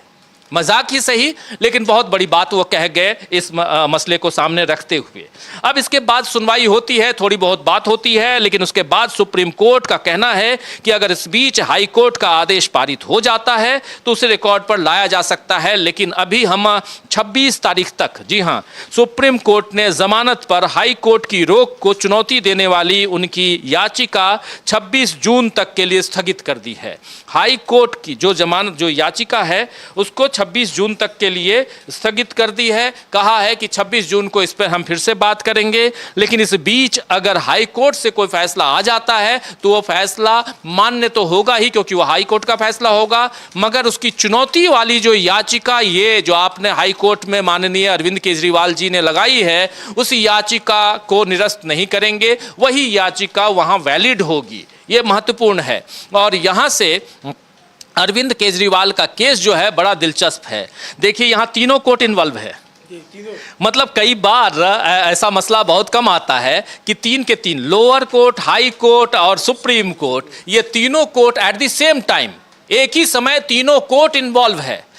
लोअर कोर्ट में मामला कहां फंसा हुआ अटका पड़ा है, क्योंकि उसने ऑर्डर दे दिया और फाइनली वहीं से ऑर्डर जाना है तिहाड़ जेल में। तिहाड़ जेल में जाकर के उनकी जमानत होनी है। तो लोअर कोर्ट अभी ओपन है कि हाई कोर्ट अगर वहां से कह देता है ठीक है, ओके, लोअर कोर्ट का फैसला फाइनल है, वो जाके फिर से लोअर कोर्ट जाकर के वहां से पहुंचेंगे। वो अरविंद केजरीवाल का मामला तिहाड़ जेल पहुंचेगा, तिहाड़ जेल से वो बाहर निकलेंगे। दूसरी बात महत्वपूर्ण यहां पे ये आती है कि हाई कोर्ट में मामला है। अब हाई कोर्ट में आज भी हो सकता है कि सुनवाई हो। अभी तक मैं अविनाश जी आपसे जरा पूछना चाहूंगा, डेट लग गई है 26 की, 26 हाई कोर्ट में नहीं, हाई कोर्ट में आज हो सकती है। कुछ आया है? सिर्फ फैसला सुनाना है। फैसला आज शाम तक आ सकता है, नहीं तो फिर वो कल फैसला आएगा। अच्छा, हाँ, फैसला हाई कोर्ट बोला था हम इसको 24 या 25 तारीख को फैसला सुनाएंगे। तो अभी कंफर्म नहीं है, लेकिन संभवतः शाम को भी फैसला सुना सकता है हाई कोर्ट। तो हाई कोर्ट शाम को भी हो सकता है कि फैसला सुना दे, ये भी हो सकता है। तो ये सही कह रहे हैं। तो हाई कोर्ट भी ओपन है अभी, फैसला हाई कोर्ट में ओपन है अभी। और उसके बाद सुप्रीम कोर्ट में जो कुछ हुआ, अब ईडी को आज शाम तक सबमिशन करना। और एक मजेदार बात राजीव जी ये हुई है, जो एसजी तुषार मेहता जब प्रस्तुत हुए सुप्रीम कोर्ट के सामने, तो उन्होंने जो तर्क दिया, वो तर्क देखिए। उन्होंने कहा कि साहब, the honourable court was a vacation judge for 2 days. To form the satisfaction, the court has to go through the record of the case. The court starts by saying it is a high-profile case. The court records in the order who has the time to go through the record of the case. अब यहाँ देखिए कि राजीव जी, कि यहाँ आप ये तो कह रहे हैं कि वो जो जिसने आदेश पारित किया जिस कोर्ट ने, वो 2 दिन की वैकेशन कोर्ट थी। आप हाई कोर्ट जब गए तो वो भी तो वैकेशन कोर्ट थी साहब, जिसके पास आप स्टे लेने के लिए गए। यानी आपको स्टे अगर चाहिए तो आप वैकेशन कोर्ट में जा सकते हैं, लेकिन वैकेशन कोर्ट का जो लोअर कोर्ट का जज है वो इस पर आदेश पारित नहीं कर सकता। यानी कहना क्या चाहते हैं? चित्त भी मेरी, पट भी हाँ, मेरी। सब कुछ आपकी सब मतलब अदालतें जो हैं राजीव जी, मतलब एसजी साहब क्या ये कहना चाहते हैं कि अदालतें अब जो हैं वो ईडी के हिसाब से काम कर रही हैं? ये तो मुझे लगता है कि यही डायरेक्ट करने की कोशिश कर रहे हैं। बाकी मैं नहीं जानता उनकी मंशा क्या है, लेकिन उनकी इस बात से प्रतिध्वनि जो हो रही है वो ये हो रही है, शायद वो चाहते हैं कि अदालतें जो है उसी तरीके से काम करें जिस तरीके से ईडी चाहती है। राजीव जी, जी बिल्कुल, अदालतें उसी हिसाब से काम करें जिस ढंग से ईडी चाहती है। और ये बात यहाँ पर कहीं ना कहीं तुषार मेहता जो सॉलिसिटर जनरल हैं वो कहते हुए नजर आए। और उनकी बातों से ये प्रतीत होता है। लेकिन ये सुप्रीम कोर्ट में मामला है और सुप्रीम कोर्ट ने अब 26 तारीख मुकर्रर की है इस मसले के लिए। और इसके साथ साथ अरविंद केजरीवाल का मामला हो सकता है कि आज हाई कोर्ट से इस पर फैसला आ जाए कि उनकी जमानत जो दी गई है लोअर कोर्ट से वो जमानत वैलिड है। ये अगर आ जाता है तो फिर जमानत मिल जाएगी और इसके खिलाफ ओपन है ईडी फिर सुप्रीम कोर्ट जाने के लिए। लेकिन यहाँ पर जी राजीव जी, जो आप बताए थे ना कि जब अभिषेक मनु सिंघवी ने कहा कि आप भी बिना पढ़े इसको स्टे कर दीजिए, उस पर जस्टिस मिश्रा ने जो बात कही है वो बड़े मार के की है। जो हाई कोर्ट की हम लोग बात कर रहे थे, उन्होंने कहा कि high court has committed a mistake, why should we repeat, यानी वो स्वीकार करने की हाई कोर्ट ने मिस्टेक किया। राजीव जी इफ कह रहे हैं अगर हाई कोर्ट ने कोई मिस्टेक किया है, गलती की है, अगर हाई कोर्ट यानी उच्च न्यायालय ने कोई गलती की है तो मैं क्यों उसे रिपीट करूं, हम सुप्रीम कोर्ट क्यों रिपीट करें। ये बात यहां पर सुप्रीम कोर्ट के जस्टिस ने कही है, जब जस्टिस मिश्रा ने कही है, जब ये बात रखी गई अभिषेक मनु सिंघवी की तरफ से कि मिलॉर्ड जब हाई कोर्ट बिना ऑर्डर आए हुए स्टे दे देता है लोअर कोर्ट के मामले को, तो आप भी वैसे ही कीजिए, आपके पास भी कुछ है नहीं, आप भी ऑर्डर कर दीजिए, उस स्टे को कैंसिल कर दें। तो इस पर इन्होंने कहा कि अगर उसने गलती की है तो हम क्यों गलती करें। यानी कहीं ना कहीं सुप्रीम कोर्ट को यह पता है कि high court has done a mistake. ये साफ साफ दिखाई दे रहा है क्योंकि हाई कोर्ट ने यहां कोई ना कोई गलती की है। ये बात आप बहुत महत्वपूर्ण कह रहे हैं। तो ये मामला अरविंद केजरीवाल के मसले को हम थोड़ा सा यहां उसको डिस्कस इसलिए कर रहे हैं दोस्तों, क्योंकि आज ये हाई प्रोफाइल केस भले कहा जा रहा हो लेकिन एक बहुत महत्वपूर्ण केस है और ऐसे केसेस बहुत सारे लोगों के हैं और ऐसे हाई प्रोफाइल केस नज़ीर बनते हैं और इसलिए भी ज़रूरी है। आप जानते हैं कि इस केस में 21 मार्च को अरविंद केजरीवाल को गिरफ्तार किया जाता है। 16 मार्च को इस देश में आचार संहिता लगती है और उसी दिन चुनाव की घोषणा होती है 16 मार्च को। 16 मार्च के बाद 21 मार्च को अरविंद केजरीवाल को गिरफ्तार किया जाता है। अरविंद केजरीवाल को फिर 21 दिनों के लिए छोड़ा जाता है अंतरिम जमानत पर। अरविंद केजरीवाल फिर 2 जून को फिर से सरेंडर करते हैं कोर्ट के आदेश के अनुसार तिहाड़ जेल में सीधे। और अब मामला जो है वो अचानक एक दिन खबर ये आती है, हम लोग रात को न्यूज पॉइंट कर रहे होते हैं और ये खबर आती है, ब्रेकिंग खबर, कि अरविंद केजरीवाल को परमानेंट जमानत मिल गई है और जमानत देने वाली जो जज हैं उनका नाम समय बिंदु है। और समय बिंदु सुर्खियों में आ जाती हैं, खूब चर्चा में आ जाती है, माफ करें न्याय बिंदु और जज न्याय बिंदु। देखिए, और समय और न्याय दोनों के बीच बहुत फर्क है और ये समय का फर्क देखिए इतना है कि न्याय बिंदु जो हैं वो ट्रोल होने लगती हैं। हालांकि हमारे यहाँ भी एक बिंदु हैं और इसलिए बिंदु ज़्यादा याद रहता है, लेकिन न्याय है कि समय है। और समय का फ़र्क देखिए कि इस न्याय बिंदु को ट्रोल किया जाता है उन लोगों की तरफ से जो लोग सत्ता पक्ष के काफ़ी करीब हैं या सत्ता पक्ष के कहें तो एक बड़े बड़े पदों पे बैठे हुए हैं और सबका ट्वीट भी एक ही तरह का दिखाई देता है, सबका ट्वीट भी एक ही तरह का है। तो खैर ये मामला यहाँ तक पहुँचता है, आप सब इस कहानी को जानते हैं, यहाँ ज़्यादा कुछ दोहराने की ज़रूरत नहीं है, लेकिन महत्वपूर्ण है ये कहानी और इसीलिए यहाँ हम इस मसले को यहाँ रख रहे थे। तो अरविंद केजरीवाल का मामला अब 26 तारीख तक के लिए सिमट जा चुका है। अब क्या है, संसद में 2 खबरें हैं। पहला तो संसद, अब सीधा संसद चले, बिल्कुल आप सही कह रहे हैं, संसद चलते हैं। लेकिन संसद की खबर आप सुनाएं उससे पहले मैं देख रहा था कि हमारे स्क्रीन पे हमारे साथी उस तस्वीर को दिखा रहे हैं जिसमें एक ट्रैक्टर से कोई आ रहा है और वो जो आ रहा है वो है सांसद आमरा राम,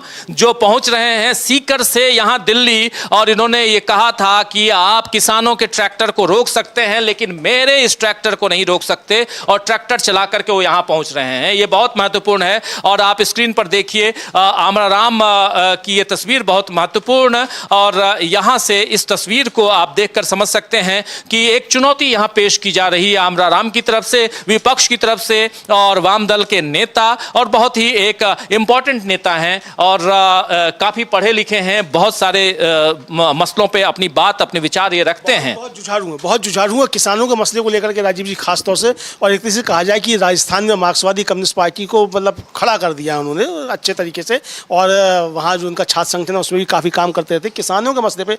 मतलब कोई भी किसानों की समस्या उस पर अमरा राम आपको जो है तैयार खड़े हुए मिलेंगे। और अमरा राम ने जो चुनौती दी वो सीधी सीधे मोदी जी को चुनौती दी। मतलब जो ट्वीट किया उन्होंने यही ट्वीट किया कि चूंकि मोदी जी ने रोक लगाई थी किसानों के ट्रैक्टर संसद नहीं पहुँच सकते, लेकिन मैं संसद पहुँच रहा हूँ इसी ट्रैक्टर से। तो आप देखिए, यानी सीधी सीधी चुनौती इंडिया गठबंधन की तरफ से राजीव जी। अब ये मिलना शुरू हो गई है मोदी जी को कि आपकी तानाशाही बर्दाश्त नहीं करेंगे। आज नारे भी लग रहे थे, तानाशाही बंद करो, संविधान बचाओ। और ये अमरा राम का ट्रैक्टर, यानी अब ट्रैक्टर जो है वो संसद भवन तक पहुंच रहा है राजीव जी। किसानों के मुद्दे अब संसद में उठेंगे और सरकार इसको रोक नहीं सकती। ये चुनौती इंडिया गठबंधन की तरफ से दी जा रही है राजीव। बिल्कुल बिल्कुल, लेकिन संसद से क्या कुछ खबरें हैं, जरा अविनाश बताइए। एक तो ये राहुल गांधी ने जो वायनाड से इस्तीफा दिया था उसे आज स्वीकार कर लिया गया है। प्रोटेम स्पीकर ने इसकी जानकारी दे दी है कि आज राहुल गांधी का एक सीट से इस्तीफा स्वीकार हो गया है। और दूसरा, प्रोटेम स्पीकर को ही लेकर विवाद चल रहा है सबसे ज़्यादा। प्रोटेम स्पीकर के जो कांग्रेस के सुरेश थे वो सबसे वरिष्ठ थे, नियमानुसार तो उनको बनाया जाना था, लेकिन बीजेपी ने अपने प्रोटेम स्पीकर मेहताब को बना लिया जो भर्तृहरि मेहताब। भर्तृहरि मेहताब के बारे में जरा बता दूं। भर्तृहरि मेहताब जो हैं वो 6 बार बीजेडी से, बीजू जनता दल से सांसद रहे और उसके बाद 7वीं बार उन्होंने पाला पलट लिया। पलटू राम हो गए जैसे नीतीश बाबू हैं, और वो पलट के बीजेपी में आ गए। और उसके बाद भर्तृहरि जो हैं वो अब बीजेपी से सांसद हैं 7वीं बार। ऐसे बीजेडी, बीजू जनता दल का बंटाधार बीजेपी ने कर दिया। उड़ीसा में हम सब ने देख लिया, इतना बंटाधार किया कि नवीन बाबू भी हार गए चुनाव। लेकिन उसके बाद अब नवीन बाबू अपर हाउस से जा रहे हैं, ये सुनने में आ रहा है। नवीन पटनायक 2 सीट से चुनाव लड़े थे, एक जीते हैं, एक जीते। हाँ बिल्कुल, वही मुझे ख्याल आ रहा था। एक सीट हार गए लेकिन वो, और उनके एक बहुत घनिष्ठ साथी जो थे उन्होंने संन्यास ले लिया राजनीति से, पांड्या साहब, पांड्यन उनके ऊपर आरोप लगते थे कि वो सरकार वही चला रहे हैं। तो इस हार के लिए भी उन्हीं को सबसे ज्यादा जिम्मेदार पार्टी के अंदर ठहराया गया। तो अब उन्होंने राजनीति से संन्यास का ऐलान कर दिया है। दूसरा, प्रोटेम स्पीकर की बात कर रहे थे, तो प्रोटेम स्पीकर के सहयोग के लिए 5 सदस्यीय कमेटी बनाई गई थी। उसमें 3 सांसद इंडिया गठबंधन के थे और उन्हें सबसे पहले शपथ दिलाई जानी थी, और उन तीनों ने आज शपथ नहीं ली है विरोध स्वरूप। कांग्रेस के सुरेश, टीएमसी के सुदीप बंदोपाध्याय और डीएमके के टीआर बालू, इन तीनों को शपथ लेनी थी, लेकिन उन तीनों ने शपथ आज ग्रहण नहीं की है। इस विरोध स्वरूप वो प्रदर्शन कर रहे थे, तीनों संविधान बचाओ प्रदर्शन कर रहे थे। पहले से ही ये कह दिया गया था कि मतलब ये बात पहले से बता दी गई थी कि हम शपथ नहीं लेंगे, हम आपकी टीम के रूप में काम नहीं करेंगे। ये प्रोटेस्ट है, और प्रोटेस्ट इसलिए क्योंकि जो 8 बार के सांसद हैं उनको आप प्रोटेम स्पीकर नहीं बनाते हैं, और 7 बार वाले, और इसलिए क्योंकि वो बीजेपी के हैं इसलिए आप बनाते हैं ये बात। लेकिन एक महत्वपूर्ण बात, ब्रेकिंग खबर कह सकते हैं कि राहुल गांधी ने वायनाड से इस्तीफा दे दिया है। वायनाड की सांसदी राहुल गांधी ने छोड़ दी है। इससे पहले राहुल गांधी ने कल एक बहुत ही भावनात्मक चिट्ठी लिखी थी वायनाड के अपने मतदाताओं के नाम, वहां की जनता के नाम, और उस चिट्ठी में उन्होंने कहा था कि भले मैं आपका सांसद रहूं न रहूं, मैं लेकिन आपके बीच आता जाता रहूंगा। और उससे पहले जब वायनाड वो छोड़ रहे थे तो आप याद कीजिए कि इसकी घोषणा मल्लिकार्जुन खड़गे के घर पर हुई थी। मीडिया से चर्चा करते हुए मल्लिकार्जुन खड़गे ने उस समय कहा था कि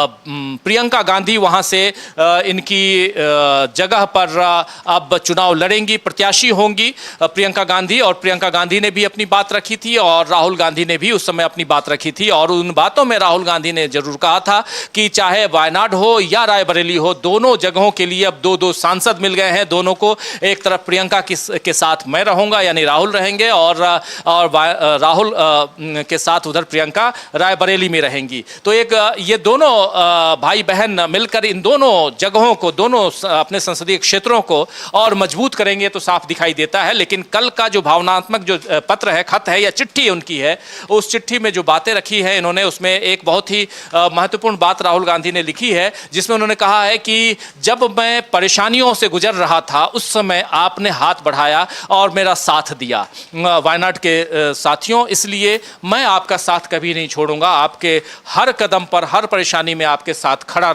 नजर आऊंगा, ये राहुल गांधी कल कह रहे थे। एक भावनात्मक चिट्ठी कल की थी और उस चिट्ठी के बाद अब राहुल गांधी ने वायनाड छोड़ दिया है। ये घोषणा अब राहुल गांधी के लिए भर्तृहरि महताब जो प्रोटेम स्पीकर हैं इन्होंने कर दी है। प्रोटेम स्पीकर अकेले बेचारे कितनी मेहनत करेंगे ये दिखाई देगा, क्योंकि इनके दो ही साथी नजर आएंगे और जो बीजेपी वाले हैं यही दो नजर आएंगे, लेकिन इनके और 3 साथी यहां नजर नहीं आ रहे हैं। इस बीच लोकसभा एडजर्न हो गई है, अभी 1 बजे का समय। ऐसे भी आप जानते हैं कि 1 से 2 के बीच में लोकसभा की कार्रवाई, हालांकि जनरली होता भी ऐसे ही है, लोकसभा की कार्यवाही स्थगित की जाती है। तो अभी लोकसभा जो है वो एडजर्न है, स्थगित हो गई है और 2 बजे फिर से कार्यवाही शुरू होगी। शपथ ग्रहण का कार्य ही आगे बढ़ेगा, यही नजर आता है। इसके अलावा अभी कुछ होना नहीं है आज और कल। लेकिन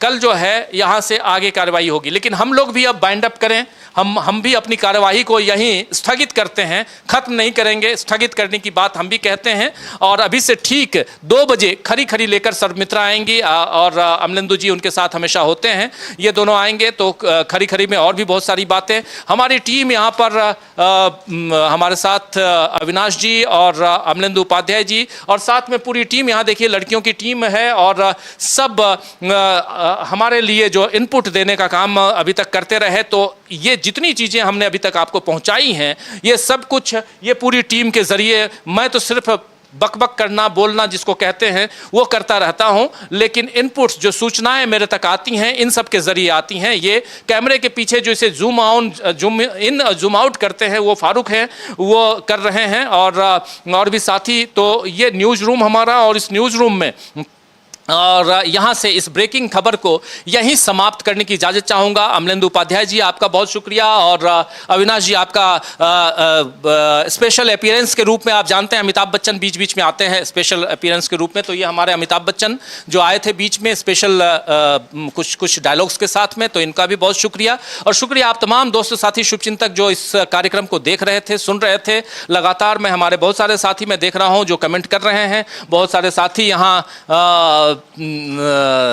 नफरत का बाजार भी बुलंद करने की कोशिश करते हैं, उनका भी शुक्रिया। कम से कम अपना समय देते हैं और आप लोग आते हैं, भले हमारी बातों विचारों से आप सहमत हों या ना हों, लेकिन आप हमारे कार्यक्रम को देखते हैं। और मैं इतना वादा ज़रूर आपसे करूंगा उन नफरती साथियों से कि एक न एक दिन आप भी गांधी की राह पकड़ेंगे, जिस राह पे हम लोग चलते हैं।